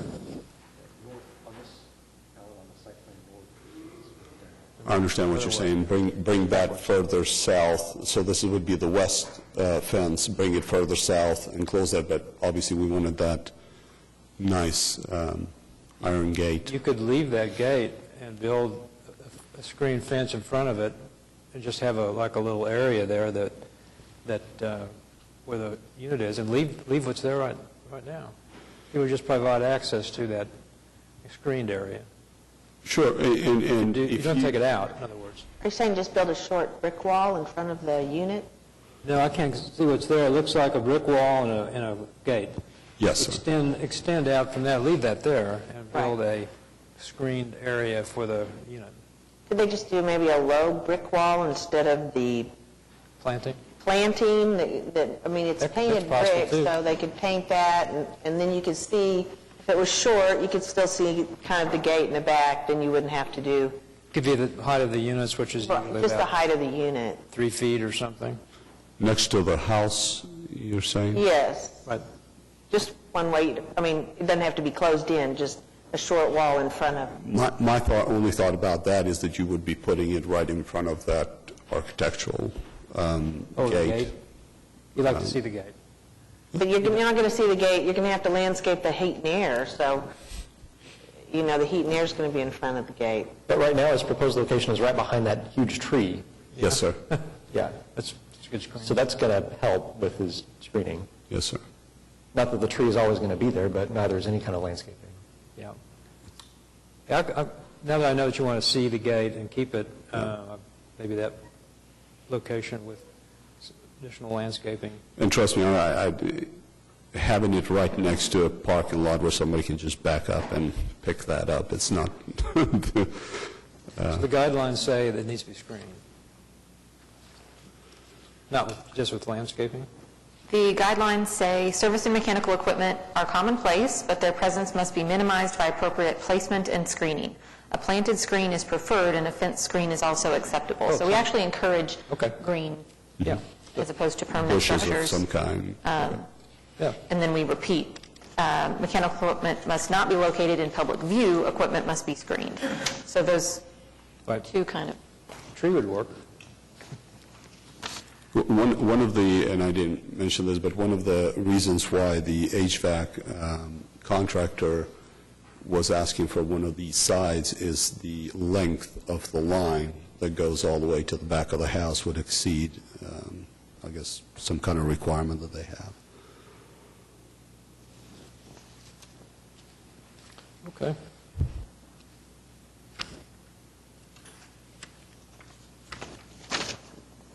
Anybody want to take a stab at something?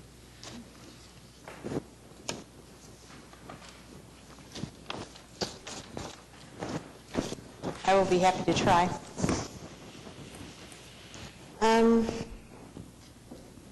Let's see. I move to approve HP CA 15-00097, item 1.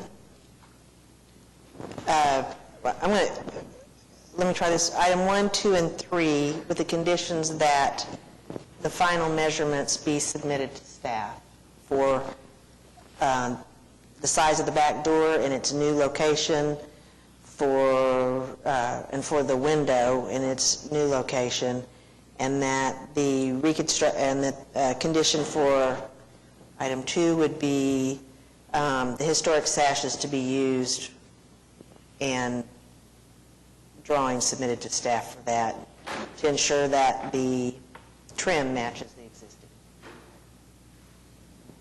That's items 1, 2, and 3. 2 and 3, okay. Approval for, can I go on to it?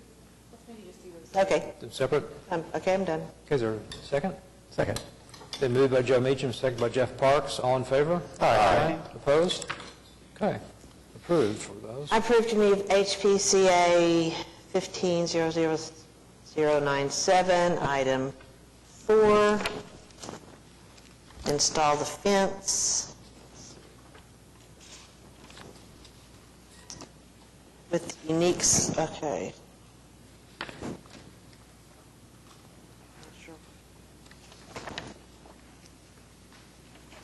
As submitted, what is the unique circumstance? But the property is adjacent to a non-residential use, more Okay. taller fence. Okay, with unique circumstance, with the specific findings listed by staff under item E. Second. Okay. Moved by Joe Meacham, second by Neela Crank Clements. All in favor? Aye. Opposed? Okay. Onward. The tough one. On item 5, I would make a move to continue. I don't think that your proposed I don't think the proposed garage meets the guidelines. Second. Okay. So we can continue to October 7th or November 4th. For October 7th, we would need any additional information you wanted to submit by Tuesday of next week. Okay. Okay. And I move to approve. There's a second on that one. I'm sorry, I thought we voted. Do we put them together? Trying to get through this. What? Do them separately? Let's do it separately then. So, I'm moved by sorry. Joe Meacham, second by Greg Eddington. All in favor? Aye. Opposed? Okay, that item's continued to October. October 7th, yes. And you're on a roll. I know. Okay. I'm trying to match up item, trying to find item. Where's item 6? Item 6, did we agree that it was fine with landscaping? I mean, Right, So the okay. comment was about... Okay, staff recommended continuation, but I would move to approve HPCA 15-00097, item 6. Do you want to ask for any more specific requirements or information about the landscape screening? Right now, we just have a site plan that kind of shows little. I If think you with want to the tree. specify height or... I think the height would be good, and Okay, with site-proof characteristics. was the specific finding that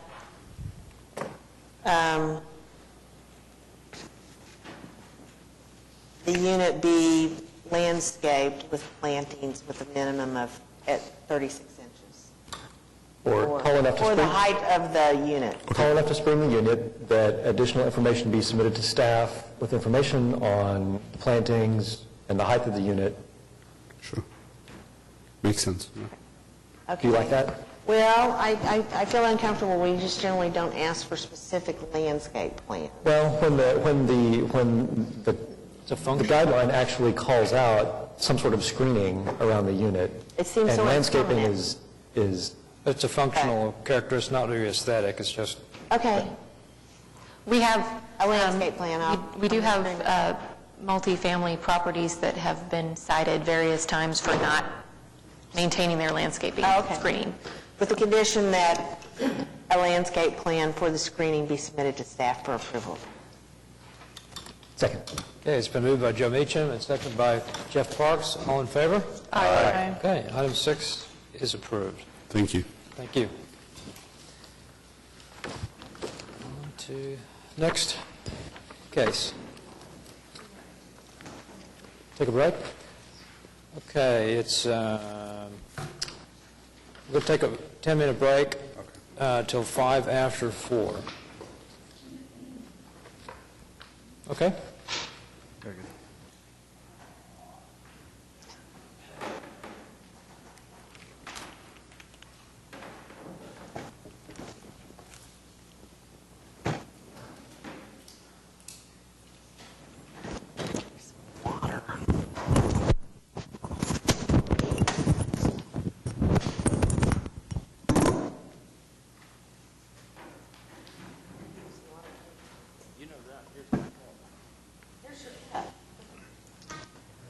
Ice.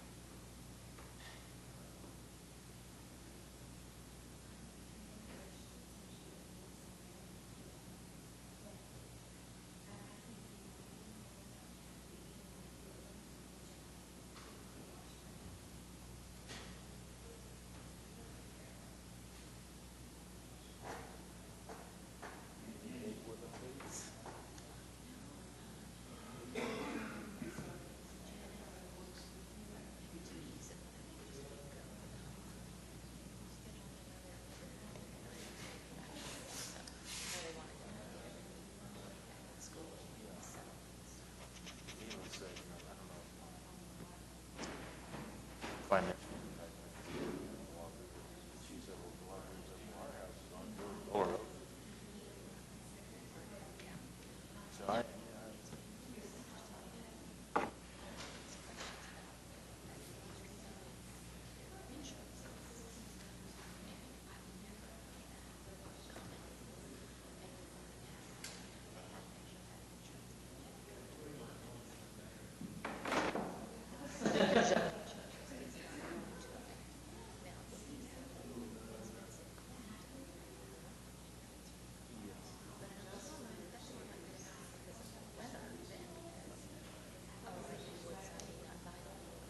Heard certain companies are more historic. Travelers has been very good.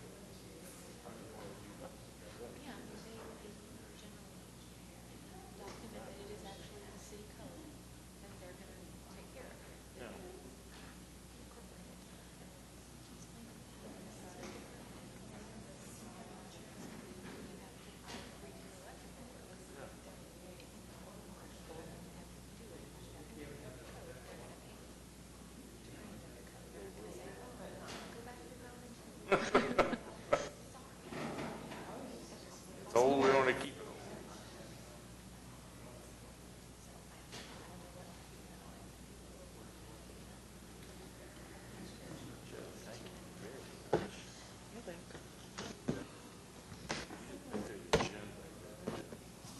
Hey,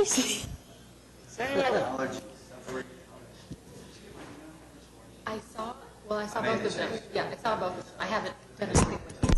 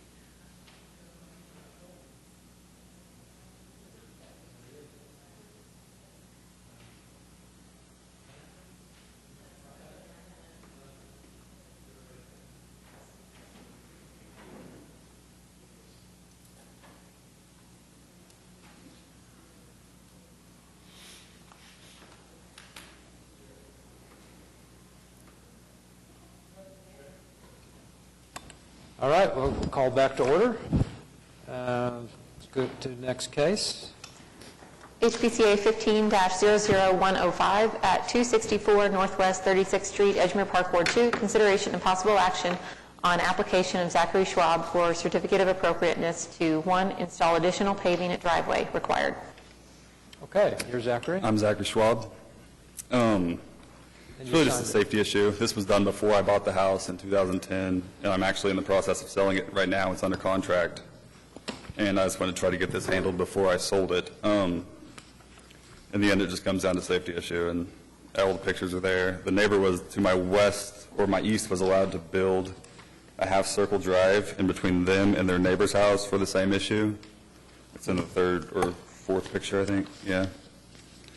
And then third picture, you can also see where there's a tree. When you're backing out, that tree kind of obstructs your view. It makes it that much harder to back on the 36, which is a pretty busy street anyways, certain times of day anyways.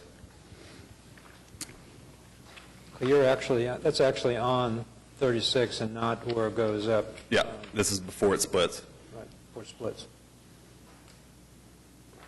Which is pretty bad. Did you say this was done before you bought the house? Yes, ma'am. And was there no I don't believe code so. enforcement case on it before then?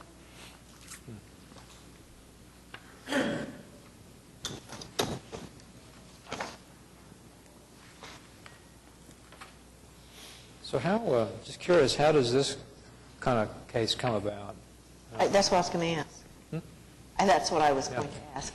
Because they're trying to sell it, or No, code enforcement? I believe the property owner received a notice of violation for the paving, and so I don't know if that was called in by someone or... I talked to the inspector and someone called in, so yeah. Could be called in, okay.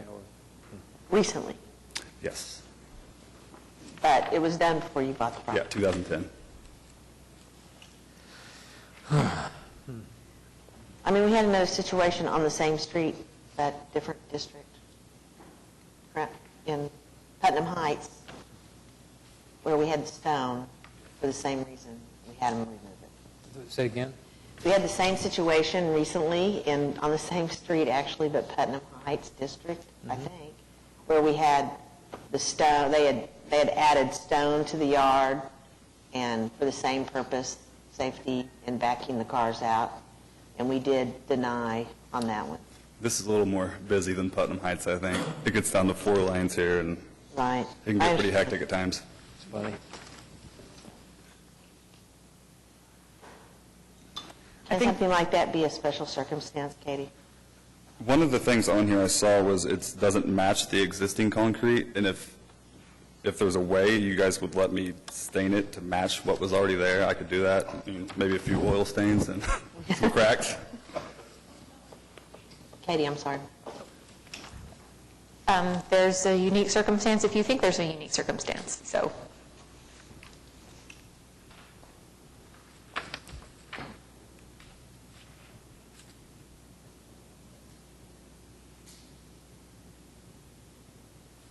You say you think there is one? I just asked if there could be one. Oh, if there could be one. I thought she was holding out on us. No, I just asked if there could be one, and she said yes, that you could make that a unique circumstance. But then every house on an arterial street is going to have that same circumstance. I'm the only one that backs on the 36 before the split that doesn't have a place to turn around. So every house to your west... There's 2 has a place houses to turn the around. east before it splits, and they have a half-circle drive in between them that they constructed together. And then after that, it splits. You know what he's talking about. Yeah, I do. Yes. Did this commission approve that? The neighbors, they did like half a circle on both sides. Is that what you did? But I guess that wouldn't really matter with this property because that's not what was done. Right. Concrete was poured that incorporates the sidewalk that goes up to the house. So if we were discussing a new circle drive or something, then that would be a different situation. But we're not. We're looking at what's it's kind of just been done here. It's similar, and it's additional paving in the front yard. Right, he's just saying that Non-original. whoever did this, they did it to solve the same problem. Right, sort of.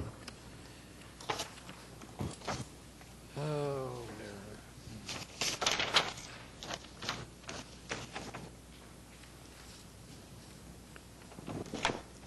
Well, I would make a motion to approve, but I would limit on the condition that it was specific to this specific area where there's such a small area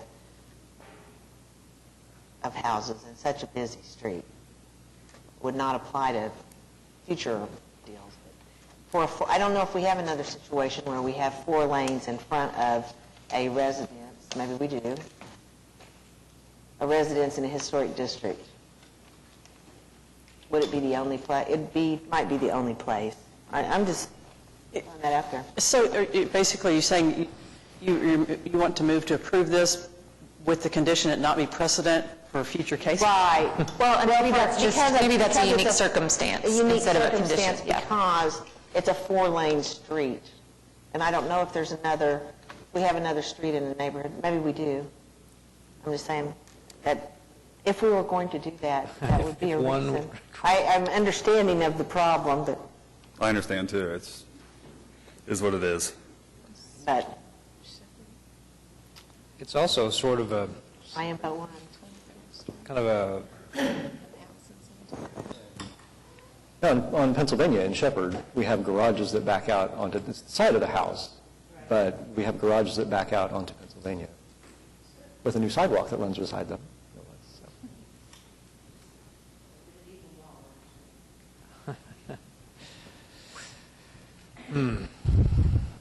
So are you making a motion, Mary Jo?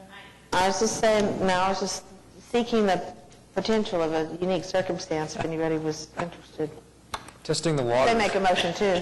Okay, well, I move to deny HPCA 15-00105 with prejudice based on the specific findings in the staff report, section D and E. Second. Okay, it's been moved by Greg Eddington and seconded by Ann Zacharitz. All in favor? Aye. Opposed? Nay. No. No. So we've got 2 opposed and... Nay. 1, 2, 3, 4 nays. You're in favor of to deny, and you're... Yes. So it's 4-2. So it has passed. Okay. That's denied. Yeah. So That doesn't sound right. So what do I do? Remove it and replace it with solid, I guess? Back to its original condition? Yes, should we just, so do we want to, instead of denying it, continue it? I mean, Tuesday, the house no longer belongs to me, so.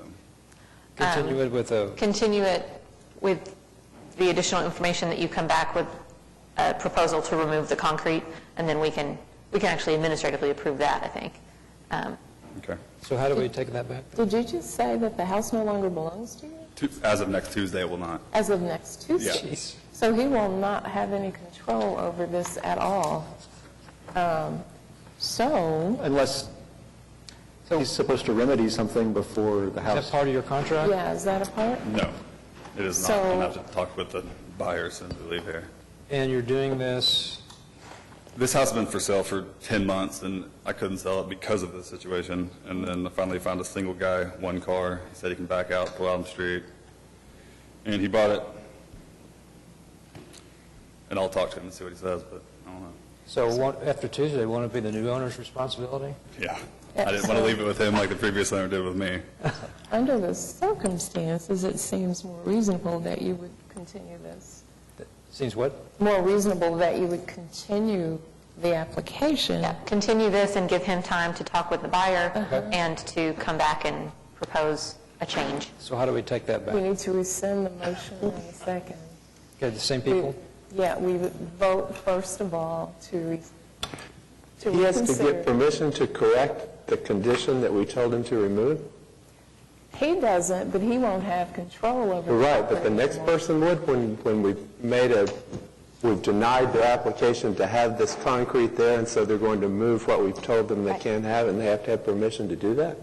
Even though I voted against it, I think that, Greg, if we deny, then the next person just has to come in with a certificate for... They would make application. They would make a second application. But they could make all in one application to remove and to, Well, can the existing application go with the new owner, though? it goes with the property. With the property? Yeah. Okay. Greg, I think you're suggesting, because we're reviewing it as if it had never happened, then the fact that it's denied, wouldn't that just mean that it goes away and no other action is needed? Is that what you're... Well, except they need to remove Yeah. that thing that never happened, but why would they need permission to do that when we just told them they couldn't do what they did? Because you have to have a CA to... we have to typically, remove it. yeah. You have to have a CA to do To that? remove it, Yeah. because it didn't, I see what you're saying, and it does seem really crazy. But since it did happen, and it is there, you can't just go and chunk up the concrete. You have to get a Well, we'd have to CA know where the sidewalk's going to be and where the driveway. That's kind of the proactive documentation and requirement that it's going to be corrected, because it is a violation. And because we can't bind the new owner to what he says, he could tell us he'll do anything, but he's But the going to be new owner- gone after Tuesday.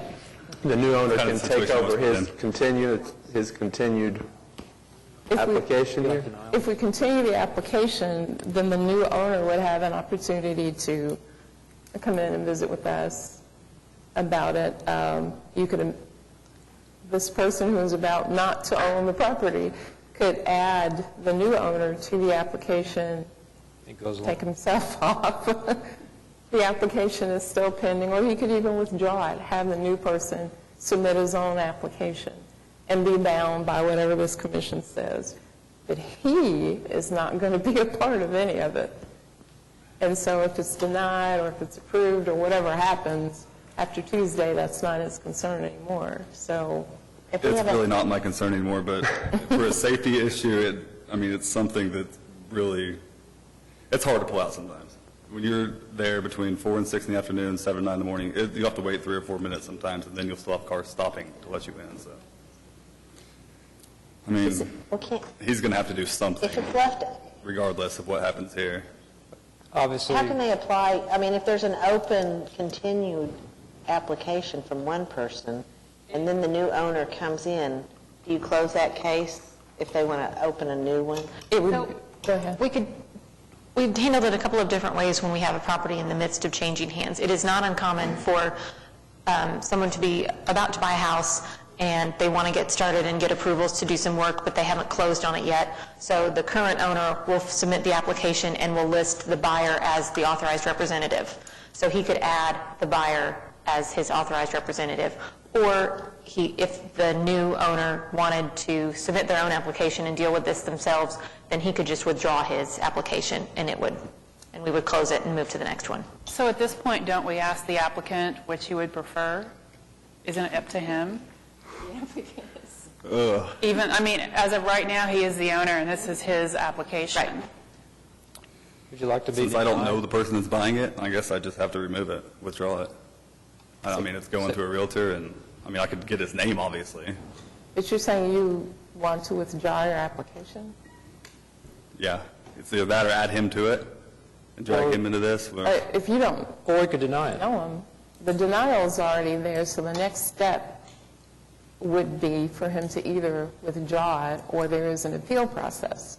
But you would be kind of tied to that, so you could either withdraw it or you could allow this denial to stand and let the new applicant do whatever they do. Let's do that. Let's allow it to stand. Let the denial go forward? Yeah. Okay. It's been voted on. Is that right? 4-2. So you're denied, Thank you. and you're out of it.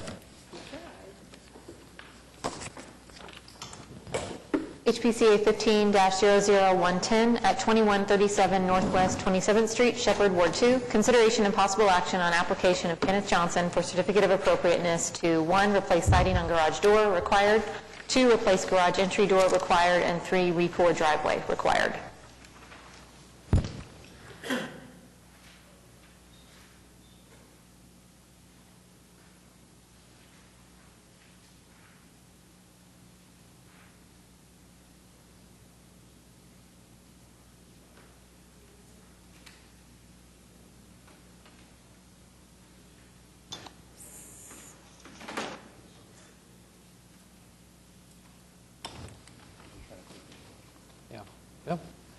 commend him for that. Okay. So Alan, staff has recommended a continuance on this case unless, The applicant is not Oh. present. Sam, are you here to speak on this one? Oh, is Sam are you the applicant? No. Okay, you're not. All right. We've got 3 people left. Do you want to make them? Is staff recommending to continue? Yes, we recommended continuance so that they could come back and, assuming you all weren't comfortable approving it as it stands, that they could come back with a revised proposal. October or November? Okay. Yeah, I guess November, to give them time to, Right. oh, I think this, yeah. But this is one that's in the midst of changing hands as well. So maybe we just do October and see what happens then. And then they still have one continuance left after that anyway, if that's not enough time. So you want to do what? Continue to October 7th. Move to continue HBCA 15-00110 to the October meeting. Second. Moved by Greg Eddington, seconded by Jeff Parks. All in favor? Aye. Opposed? Okay, this case is continued. And next, they're saying. HPCA 15-00119 at 716 Northwest 39th Street, Crown Heights, Ward 2. Consideration and possible action on application of Sterling Carpenter by Sam Gresham for certificate of appropriateness to 1 construct addition with covered patios, elective. Sam Gresham, 400 Northwest 23rd, here to represent the owners. The staff report recommended continuance. I sent an email to Katie earlier today, should have done it sooner, with modifications that reflect what item E had reflected in her concerns, recommended changes to the plans. I've made those changes, basically retaining those at the addition side, retaining those brick coins, which are a pretty prominent feature across the back. Adding a flat roof to the west porch. I'm not doing this in order, I'm not reading it, but and making the windows all the same size. But and insetting the addition 4 inches on both sides of the building to differentiate new from old. These were all Katie's suggestions if I'd gotten them prior to the hearing. It could have been sent out, but I missed it, so. Is this the email you said you received like 11 o'clock this morning? Yeah, we got lots of emails right before the meeting, so we were talking about it earlier. The problem we've got, that's, we appreciate that, but we don't have a chance to look over the modification. Right, I understand that. Especially. Do you want to continue? Yes. So, we probably, I have documentation ready to go. To, which one? To October? Yes, October. I move to continue HPCA 15-00119. Is it listed just under one item? Yes. Item 1, with the specific findings that additional information is required from the applicant. Second. Okay, it's moved by Joe Meacham and seconded by Ann Zacharitz. All in favor? Aye. Opposed? All right. Thank you. We're continued. Thanks. Next case. HPCA 15-00124 at 112 Northwest 15th Street, Heritage Hills East, Ward 6. Consideration and possible action on application of GEF Investments LLC by Pam Thompson for certificate of appropriateness to 1 replace fence required. I wanted to note before we got started that these are older photos we took previously on a separate application for this property, and it's not part of this application anyway, but I know that the dumpster in front of the property has been a big issue, and that is no longer there, even though it's shown in these photos. And the applicant has also advised us that the cars that you see in those photos are no longer being parked in the lot, that it's not being used at this time.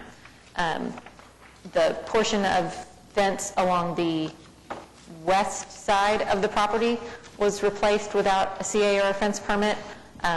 The remainder of the fence, wood across the north and chain link down the east, has not been replaced in the recent past that we can tell.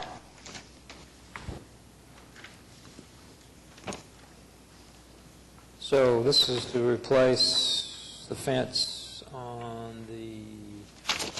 On the west side, so the portion you're seeing there has not been touched. The new wood there is the new portion. Okay. Most of our guidelines for the location of fencing are based on their relationship to a primary structure, which at this site there is none, but they also require fencing to be set back behind the front porch of any neighboring structures, and this fence does come forward of the structures to either side. So that's why, typically we are able to administratively approve a fence, but that's why this one is before the commission. And you did have comments from Heritage Hills East that are at your seat. I mean, isn't fencing, the point of fencing to screen something, like to screen your backyard from the right-of-way, or... My question would be, why do we need to screen a vacant lot? I don't see that there is a unique circumstance here. I'm kind of leaning toward denying it, but I see that staff has recommended a continuance in order to give the applicant time to revise proposed location of fencing or to provide additional information. Do you have an indication from the applicant that they're going to do that? They're here at the meeting. So we basically said, this is an unusual property, and it's also a partial fence replacement. So I recommended continuance so that the commission could provide any feedback on what would be an appropriate fence solution or additional information that would make you comfortable approving it as is, et cetera. You're the applicant? Yes. Might want to come up and see if there are any questions for you. You're Pam? Yes. I guess my question would be, do you have any new Sign in also, information? Pam? Pam, could you also sign in? Okay.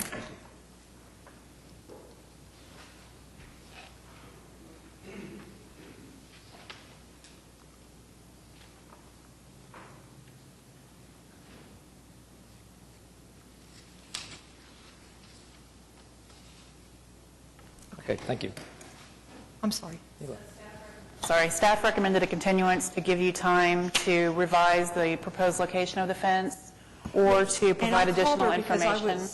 Do you have additional information, or are you I don't proposing? have any additional information. This was, when I was here last time, I volunteered that we had done this in total ignorance that we'd done anything wrong. And I called and asked, I don't understand the recommendation. What is it you're wanting me to bring? Because it's done. We've moved everything that's there.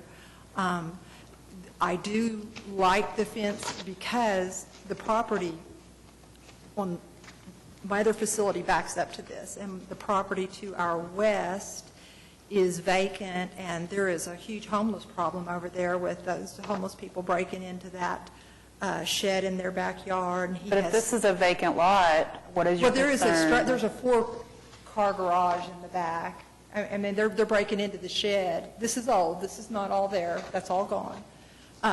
They break into that shed for shelter, and so I'm afraid that if there's not fencing around it, that I'll have that same issue. They've even set fire to our fence on the other side that we're fixing to have to repair. So you're trying to protect that structure? Yeah, I mean, it's so property. So the fence could be a lot less extensive. Well, it's we were still using it at the time, so we were using it when we put the fence in. Right. And so now you're not allowing us to use it, so we've moved off, and the fence is there.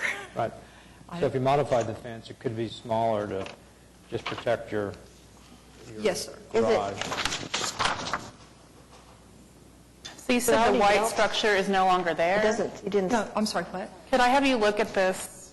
Page 2 of 5, there's a site plan. It shows a cinder block garage at the back That is still there? So what we see in the photograph, that white garage is still there? Yes, ma'am. So what I'm understanding you to say at this point is you're trying to protect that garage? Yeah, we don't want people, So then my question would be, why does the fence need to be all the way forward of that garage? I was just submitting a plan for stuff that had already been done in hopes that it would be approved. So I think we're trying to do what Katie So, said. and that's what I'm suggest. from. Yeah, so- I need feedback of what I need to do to make That's- you happy. The applicant replaced their fence where it had always been. Right. Serving a purpose of It's been there screening 50 years, screening the down cards, that not location. knowing that they needed any kind of approval to replace that Right. fence.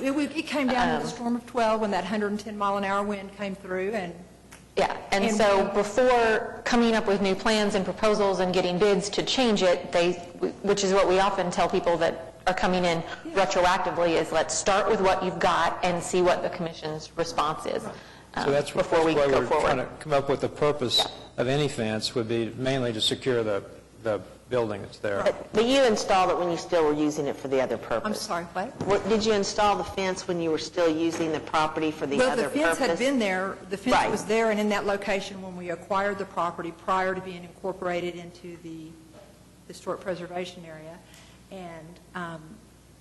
And we, because we did store vehicles there, we kept the fence to protect, the fence and the facility. I think I understand that now. Thank you for that clarification. I'm sorry. No, that's great. So my question would be to staff then, is there anything in the guideline that would support a parcel that does not have a primary structure on it? It only has a secondary structure. Do we have something in the guidelines that would support a fence surrounding that secondary structure when there is no primary structure? There's nothing that says specifically you have to have a primary structure in order to have a fence, and there's nothing that says you can't screen a vacant lot. It's just that most of our guidelines that talk about where a fence should be installed refer to a primary structure. But we do have language that says, let me find it. Fences shall be located behind any open front porch of the main building and the open front porch of the main building of any adjacent property. So despite the fact that they don't have a main building, you could base the location of the fence off of the neighboring structures. Right. I mean, I think that we should treat it like if there are houses in the neighborhoods that actually have an additional lot. Right. And they're fenced. And so I think that would be it's generally, I mean, they're different places, but the least would be at the front of the house. I mean, the front facade, There not the are porch. Houses on either side of But- us, it's... Apartments. Apartments, well, structures, I just- whatever they are. Yeah. So, I mean, And they're built right up onto Don't the guidelines also state that the fence has to be at the 40% mark or? it does on the house, but to me, I think we should treat it like a vacant lot, even though I don't think we would approve that type of fence, because that's generally not... And that would require the applicant to take down that fence that runs along parallel to the street? Yes. Part of Right. it, yep. Yeah, that was the other issue, is that they replaced a portion of fence to align with existing fence that was not moved. This fence was there prior to HP for Heritage Hills East? Oh, yes.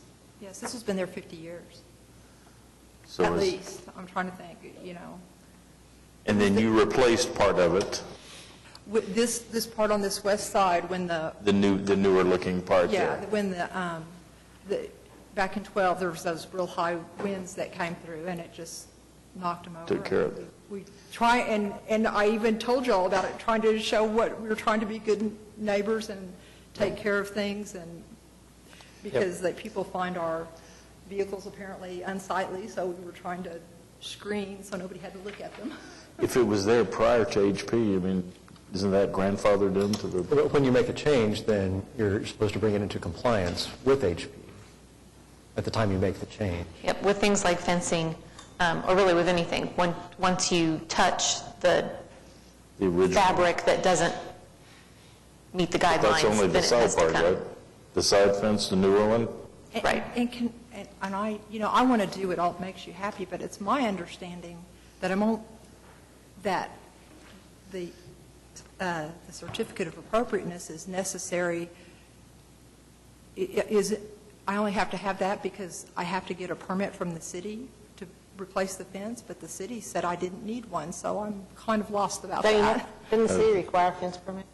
Well, the city requires a fence permit. I believe Pam had a conversation with someone that said, oh, we don't really Yeah, they said we don't worry need about that. I don't know, that's just them. But officially, so yes, I'm at a loss if as you're- to what I'm doing.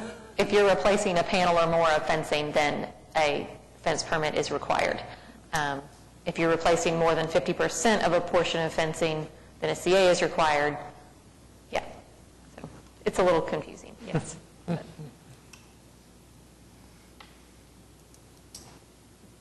So what are we proposing? That she come back with a new plan that would line up with the guidelines? I mean, if we have the ability to do so, I don't know if we do.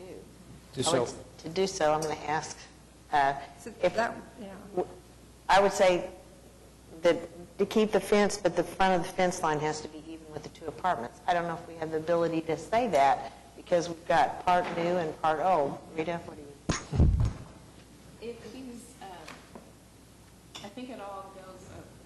I think it all goes back to when this newer fence was placed. If the area was zoned historic at the time that the fence was placed and it was improperly placed, then it's not. The fence has been there. For how long?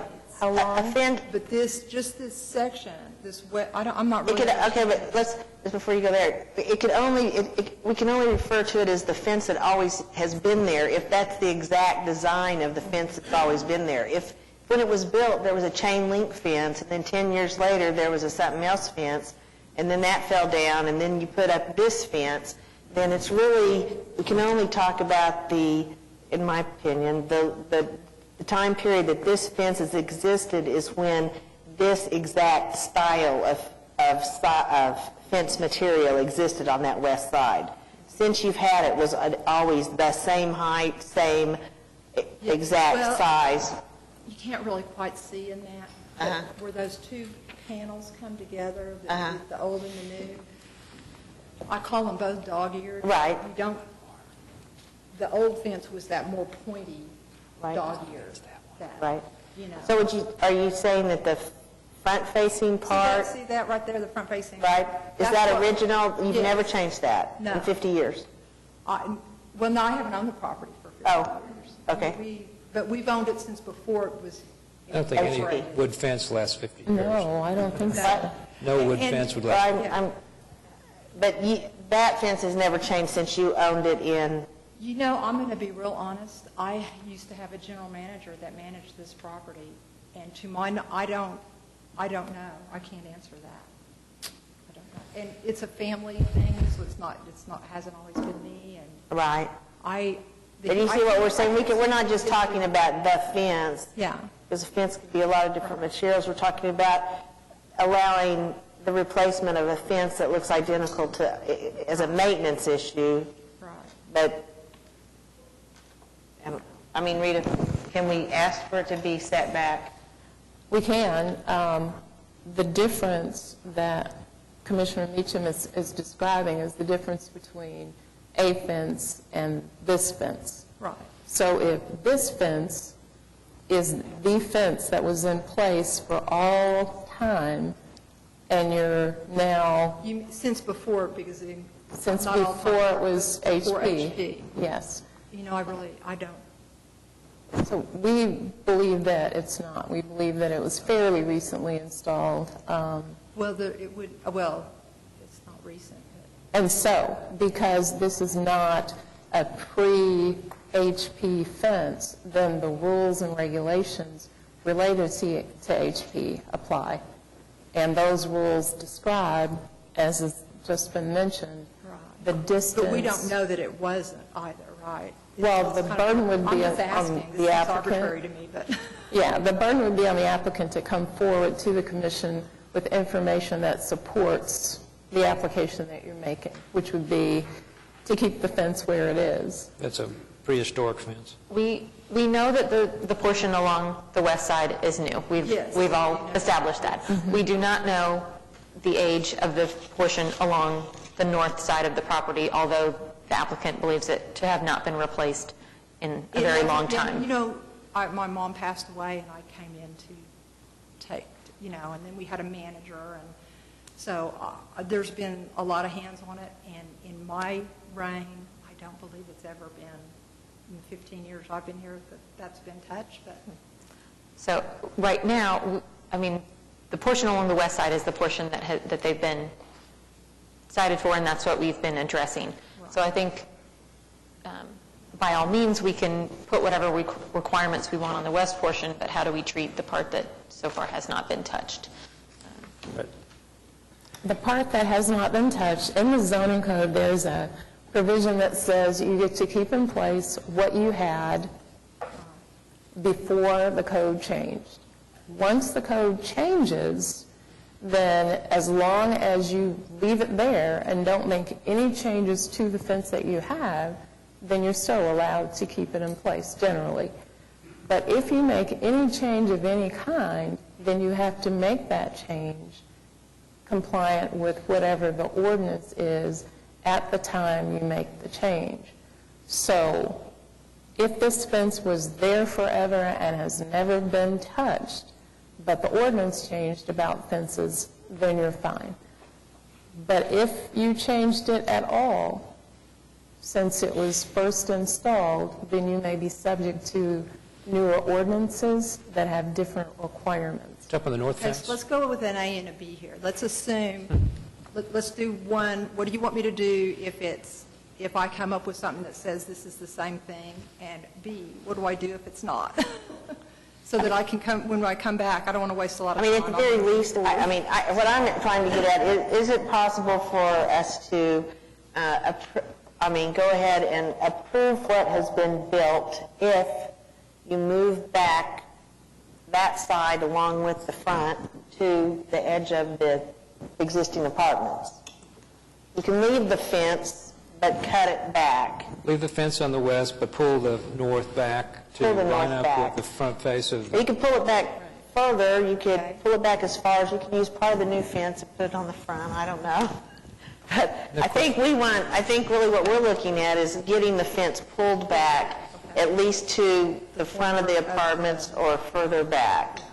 Can I have a question? I have a question there. So I'm looking at guideline 2.8.8, and it talks about, it says fences shall be located behind any open front porch of the main building and the open front porch of the main building of an adjacent property. So there we're looking at just at the front building line. And then if you look at guideline 2.8.9, it says fences and fence walls shall be located at or behind the front 40% of the side yard of the main building, main building. It seems like those don't, one is saying it has to be at the front line, and the other one's saying it has to be at least 40% back. So it has to be 40% back on assuming you had a primary structure there, a house or an apartment building, then we would require it to be 40% back the length of the wall of that structure, because the fence is attaching to that structure and is blocking views of that structure. And generally, our structures are all right in a row, so 40% at one building is going to be roughly 40% at the one next door. But we do have locations where you have one house that is built very far forward or very far back from a neighboring structure. Maybe they were built in different time periods or whatever. They don't line up. So the 40% is for the structure on your property, but then the porch requirement for adjacent structures is to make sure that even if that 40% mark on your building comes forward of the house next to you, you still can't do that. You have to still be set back behind your neighbor.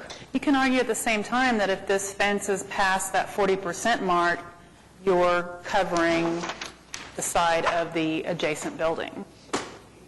But your fence is not turning and attaching to that wall. So even though it's coming along between the property lines, it's not coming across the front and attaching to the wall at the neighboring house. Kind of need both, but I have a question. do overlap.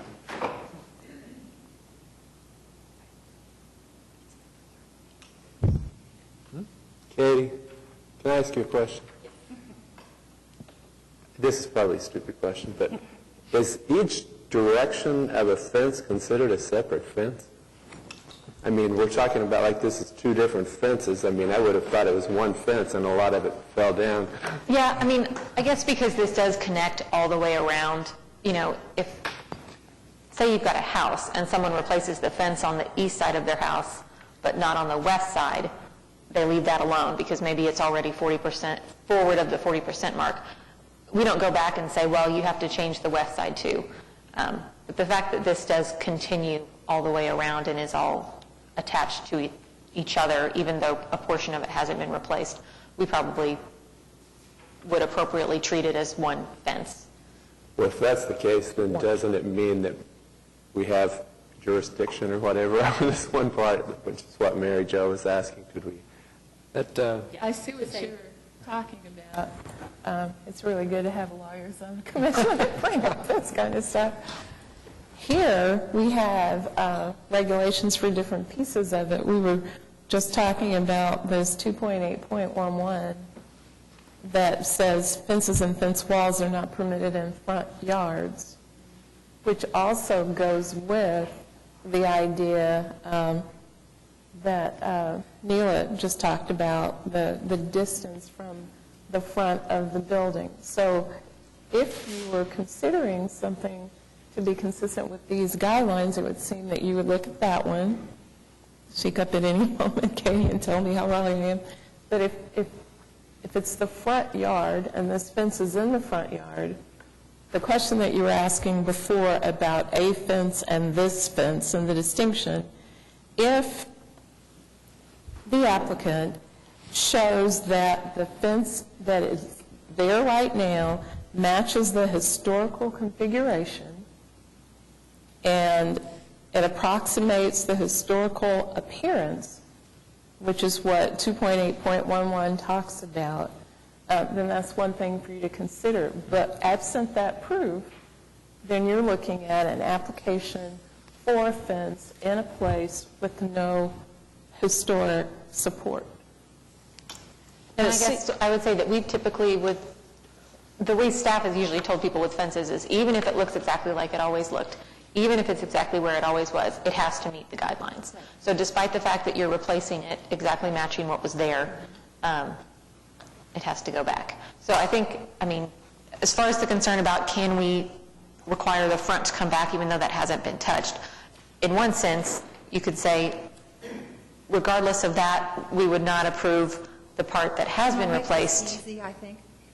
Because Please. I'm either like, I'll just be honest, I'm not using the property right now, I'd like to just not have to move it. But if you're going to say that you have jurisdiction and I have to move it, it really doesn't matter how far back. So don't, just tell me how far back and we'll move it. Yeah. So, I mean, I'm not arguing that. I'd rather not have to pay to move it at all, to be honest, but if I have to, just where do you want it? Right. So line up with the front wall of the adjacent structures, the furthest from the street. So I want to make that motion. It sounds like she's receptive. Yeah, I just... Okay, I move to approve HPCA 150012. we can just use, now then, if I get moved, since I'm going to move it, if we did put new, because it was our understanding, we redid it, and when we did, that if you use the same material, that we wouldn't have gone through this process. So if I'm going to have to move it, do I have to apply for a new? No, I think we'll just include that as part of your proposal because I think your application just says. Do you want me to use the same material, or do you want me to get use part of this, or get material that matches what's on the side? That's up to you. Okay. Yep. I just don't want to have to come back. I just want to be done. I thought you were going to make this easy. I'm trying. Okay. Okay, I move to approve HPCA 150012 item 1 with unique circumstances and conditions. The condition that the north side of the fence be moved to the south to either equal to the structures on either side or to the furthest one to the south. The exterior face of the Right, the structure. exterior, right. Not the porch. Not the porch, but the front of the building. Yeah, I'm with The you. structure They're itself. both, they're both flat and they line up, Right. so it's not an issue. Okay, is that, do I just need a condition or do I need a unique circumstance? Did you say the photos? In the, right, in the unique circumstance that it's a vacant lot between two residential properties. Okay. Your second? Second. Moved by Joe Meacham, seconded by Greg Eddington. All in favor? Aye. Opposed? Nay. Okay. Thank you. One dissenter. Thank you. HPCA 15-00125 at 626 Northwest 15th Street, Heritage Hills, Ward 6.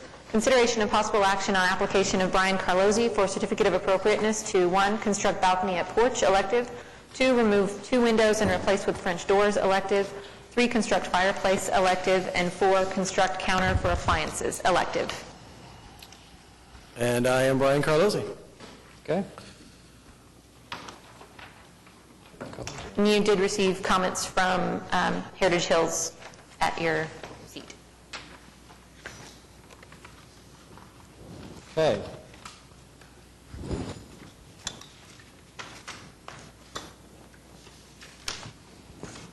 Did you have any comments that would you like to make in regards to the staff's recommendations? You know, I think they were all approval, and then there was one condition regarding the height of the fireplace.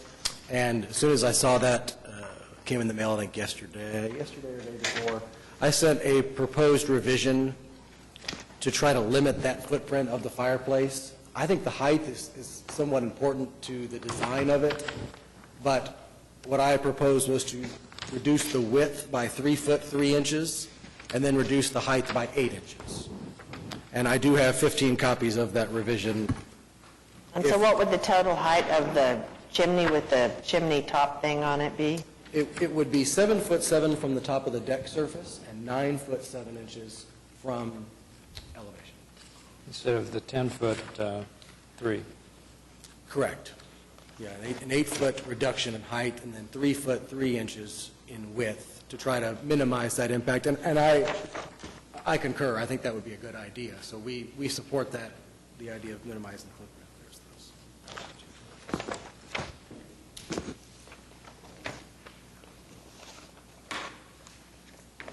And this is a second application. There was a first application. There was, yeah, which you guys approved for just the porch itself. And then these are additions that I was hoping to get all in on the first one, but I didn't have enough idea of what I really wanted to do to make that happen. So the new fireplace would not touch the columns, wood columns? No. Be set back, that's good. Yes.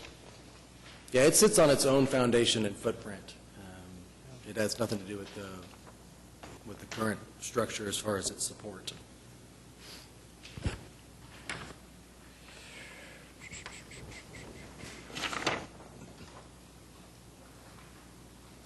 Is there anything about clearance from a fireplace chimney to a wood structure? Seems like not a good idea. What's that, Alan? Is there anything that you know about clearance from a fireplace chimney to a wood structure? It's a vent-free fireplace. Oh, it so is? It has no output. So, Okay. Just yeah, for appearance. that's exactly Thank what you. Okay, just the for staff appearance. asked as well. The hood or chimney cap itself is just for aesthetics. I just have a comment question, kind of, is that, well, one, let me ask, are you painting any part of this? Painting? Any part of The fireplace? No, the wood. The wood is stained. The wood's all stained. The existing deck is actually already stained this color that you see in the drawing right there. Okay. So the railing above it would be stained and keep that same theme with the cream-colored railing on top of the existing structure. So I asked about the width, not touching the columns. You actually reduced the width, but you slid it all the way to one side, so it's actually touching. Well, there is actually, it's that view, there is a space in between. It's not up against that column. I would, being the architect, I would have probably centered between the columns, but And that's, yeah, we could certainly do that. That's not the most important aspect. Well, I did have a question, or a thought. When I saw this, it seems like, not real, I mean, I know we did approve it, but the unfinished cedar, I guess I'm a little confused about our actually approving that material, but does anybody have any comments on? Is it unfinished? Well, It's stained. okay, that's unfinished, I guess. Unfinished compared to everything else is painted, I guess. I mean, Stain is not really I don't know. So not unpainted finish. An unpainted finish. But I mean, I know that's approved, but I do wish that the whole balcony two-story thing would have been submitted as a whole thing. Yeah, I would have. I think that it would have made for an easier And what you see review. there is what's called a solid stain, so it matches exactly. You can see to your left, the back patio that comes off our back door that has the awning, that is also stained with a solid stain. If you walked up to it, you would say, oh, you painted that. It is actually a stain which better penetrates the wood and protects it better. So the look and appearance is exactly the same as... So it's going to be white? It's a cream color. Cream, right. Okay. It matches that. You can kind of see Okay, that. well, that's So if that answers standard. your concerns, I don't know, but... I guess I thought that was, anyway, just You thought it was sort of a transparent Yes. stain? No, that doesn't really match what we have currently. So we've tried to match almost, we took Right. pieces of Okay, that I see wood that. and matched it perfectly. So do we have an elevation of the drawing of the balcony? Yes, you should.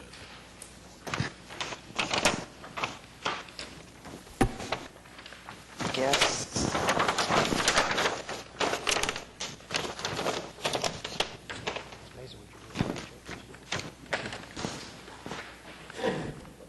Everybody's an architect.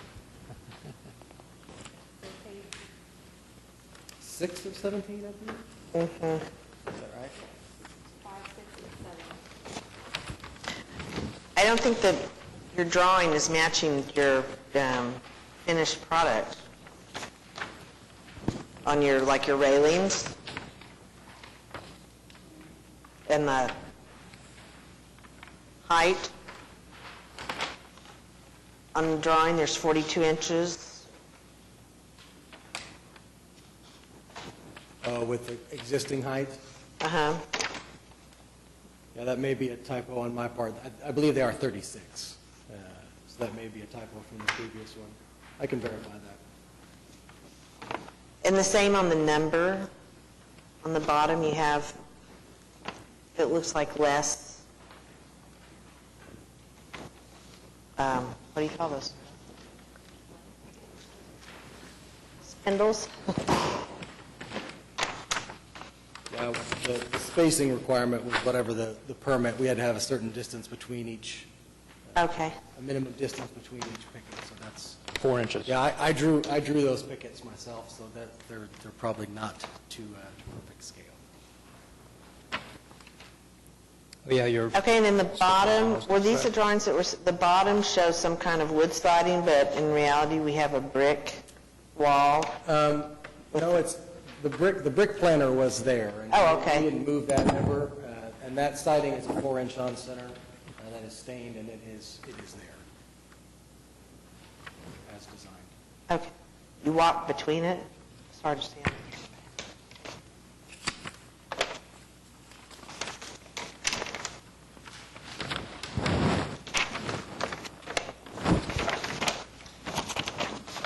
The second floor balcony there, it'll just be surrounded on 3 sides by railing Yes. and nothing else?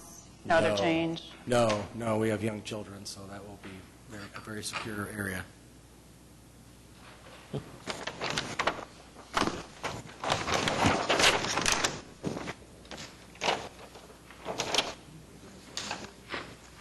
Residential.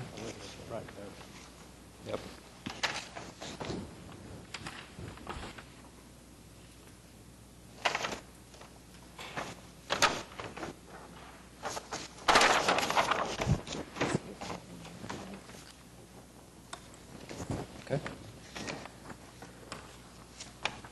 Any comments from the neighborhood?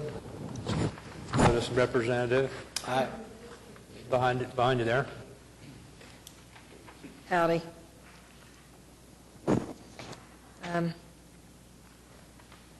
I know some of this was approved before, but I was looking at it today, and that's a rough cedar, and it's not a smooth cedar on that. And you can stain it any color you want to, but it's not going to look like the back porch that's on the house. The proposed balcony is very intrusive to us into the neighbor's backyard. I mean, you're just hovering on them. I wouldn't even call it a balcony. It's really big. And I don't How big is it? see that as a positive for either Brian's house or the house next door. And I remember this is the Venata house. I've been there many, many times. It's a very refined, genteel house, and we just don't feel like this design has reached that benchmark yet. And we understand Brian and his family's desire for the outdoor kitchen, and we're willing to go that direction with a proposal that you all approved, but this whole balcony porch thing is causing us some issues appearance-wise and material-wise and things. So those are our comments. Katie, is there a floor plan? What is the size of the deck? Because it looks like about 16 by 20. You got it, 320 square feet? Yes, sir. What? 16 by 20 is the size of the deck. Can't really see it off the side Oh, it plan. is kind of big. Take the two elevations, and there's side and the front, it's 16 by 20. Which he just confirmed that, so. I mean, I would also say that, you know, larger on the ground is, you know, okay, but it's almost like a two-story addition when you go up and put the railing and make it even bigger, because it's so big already.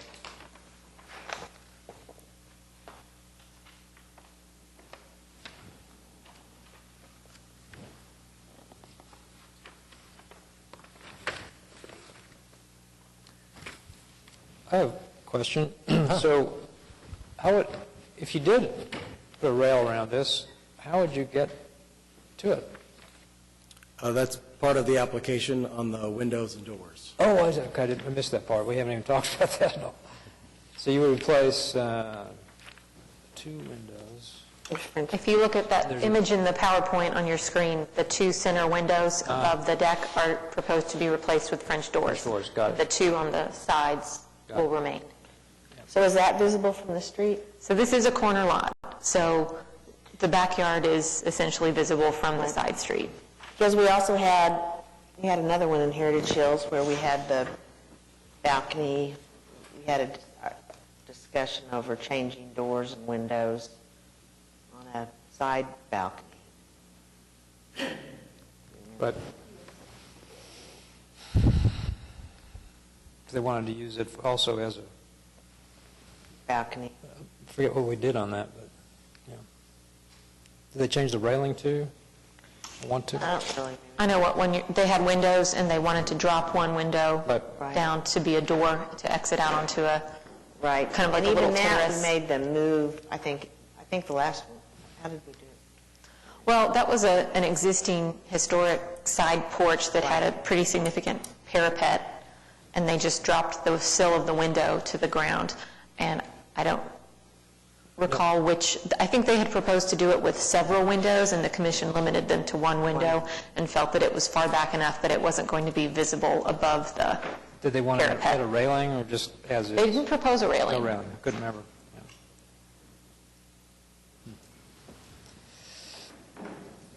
It is really visible because there's not, isn't a solid fence there, so you do see quite a bit of it when you drive by. This is a corner lot. However, building additions are allowed on corner lots as long as the commission believes them to be compatible. And so I think that the true consideration for this is whether or not it's going to be compatible rather than visible. Do you agree? I would say that what we've already approved is compatible, but adding to that might not be.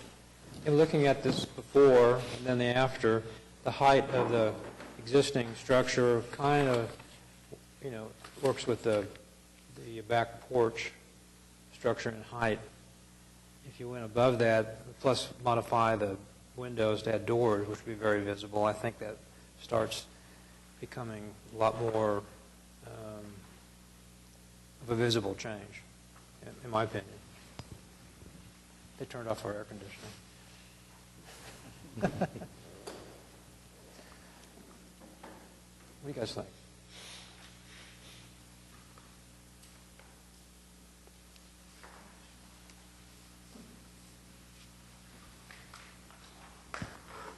From the neighborhood's perspective, were there any suggestions or considerations that you wanted, other things that you wanted to mention? Brian's house is very visible from Lee, and I think that's one thing that's always been so attractive about this house is that you see a very pretty backside, and we just the proposed balcony to us wasn't a balcony. It's huge, so we just didn't see any compromise on that. I mean, and the only compromise would be to make the roof on the bottom smaller to make the balcony upstairs smaller, but then I don't even know if that's even something they'd want to entertain. I liked I think it was more graceful, and this is just my opinion. I think it was more graceful when the downstairs downstairs deck didn't have a roof on it. And now we've got the roof and the outdoor kitchen, and I understand they want functionality and use of it, but it just seems like it's too much to add something to the top of it. And maybe the rough cedar was approved in the first go-round because we didn't have an issue really with doing something with that deck that suited their family, but I think we must have missed the rough cedar because that doesn't really work well on that house.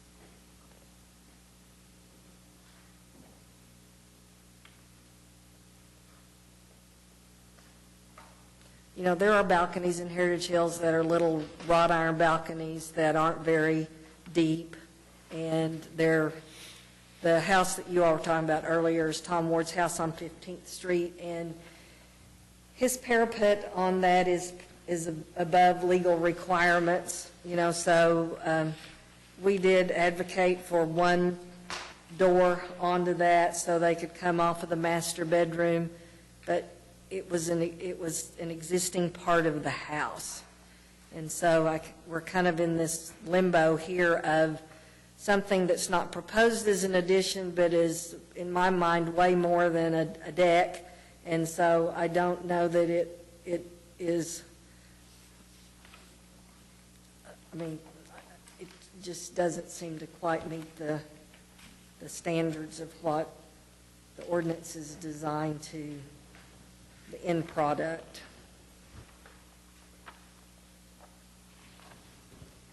I think I agree about the balcony, but the rest of it, with the changes, are fine with me. Somebody want to comment, or what do you? Nobody saying anything on this side. Yeah. So are you suggesting to deny on constructing the balcony and removing the windows and doors and approving constructing the fireplace and outdoor kitchen? As modified. Or do we want to continue 1 and 2 in case they want to try to work on refining the design, work with the neighborhood, see if there's anything? I don't know if the commission feels like there's anything that would be appropriate there, or if it's just not going to be acceptable. Balconies on structures aren't unheard of.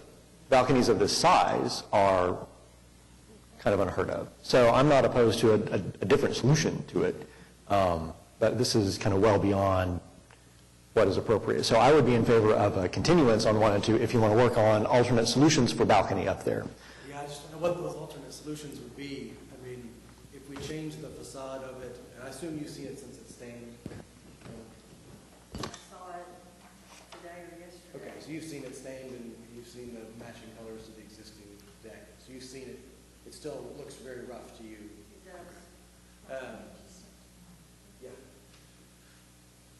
So I don't know what other changes I guess we would make. I mean, And sometimes on a rooftop, the railing is held back, doesn't necessarily, if you're only going to step out and have a few chairs and a little table, or if you're going to planning a party up there, I mean, it depends on what you're thinking. no, I mean, you'll have a weight limit. We've had a structural engineer that, is So, I mean, that might be, Exactly. I'm not saying it would be a solution, I'm saying that could be a solution. Right. Maybe a black wrought iron pushed back so that it fades back into the building, so it's, it doesn't look like just a big thing of frame.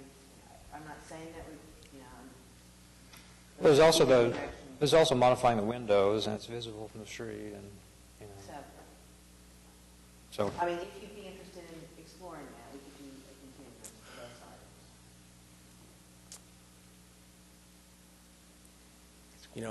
items.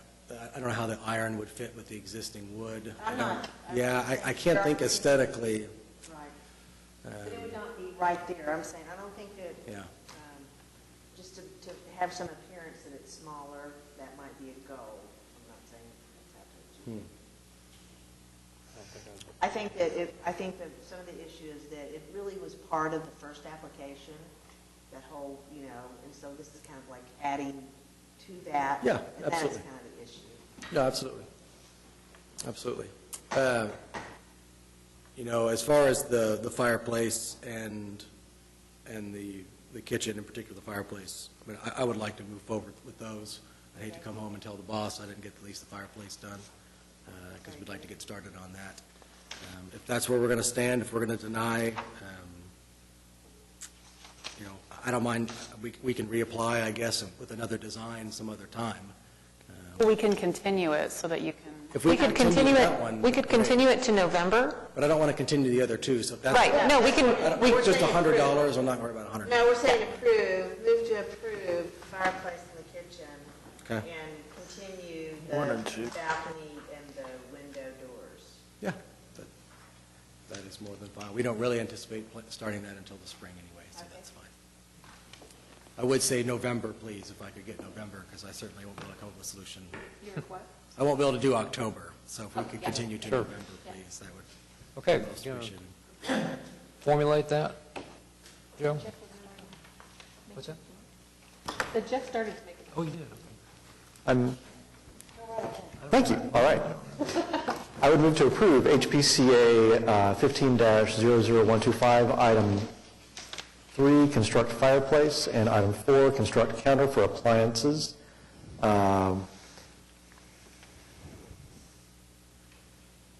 The conditions that staff had requested have been met, so the approval is based on the documentation you provided today as a design with the specific findings found in the staff report. Second. Okay, been moved by Jeff Parks, second by Neela Crank Clements. All in favor? Aye. Opposed? Okay, items 3 and 4 are approved. I would move to continue items 1 and 2 to the November 4th meeting. Second. Is that Ann? Yeah. Moved by Jeff Parks and seconded by Ann Zackritz. All in favor? Aye. Opposed? Okay, items 1 and 2 are continued. Thank you. All right. That concludes that section. Other business? None? None. Communications and reports? Nice long list of administrative approvals. No withdrawals or other closures to report. There's a bunch of them there. Yes.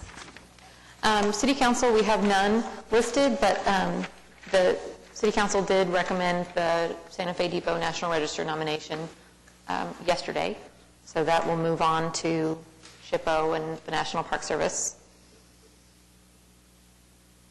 Okay. Board of Adjustment? Nothing for Board of Adjustment. Planning Commission? Planning Commission recommended designation of the Marion as historic landmark, so that will move on to City Council, although anticipated to be heard on August 27th is not accurate. They made that recommendation on August 27th, and I don't have a date yet for City Council. Okay. And Katie, is that the final committee that it's going to go? City Council will be the final stop. Yep, and they just go one time. Okay. Anything from the Municipal Councilor's Office? No. I've tried to remember this time. Thank you. Okay, H, the next regular scheduled meeting of the Historic Preservation Commission is October 7th, 2015 at 2 p.m. right here.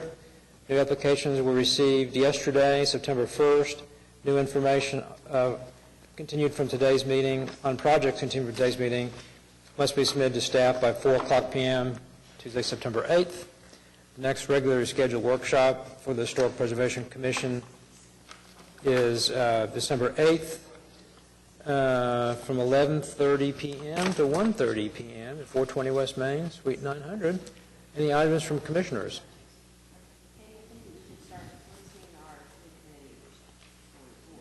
Yes, we realized that after the agenda went out. Has So it committed? we'll add our new landmark committee that you Has it created met? at the last meeting. We met one time. Oh, okay. We have not really anything to report other than that we met, but we'll get that added on the agenda so that they can report each month. Good. Well, Katie Ford gave us information. We looked at lists of, so maybe next time we'll have a report. Good. Excellent. Okay, X, any citizens to be heard? There's only one left. Okay, doesn't want to be heard. All right, so nothing else, we're adjourned. Thank you.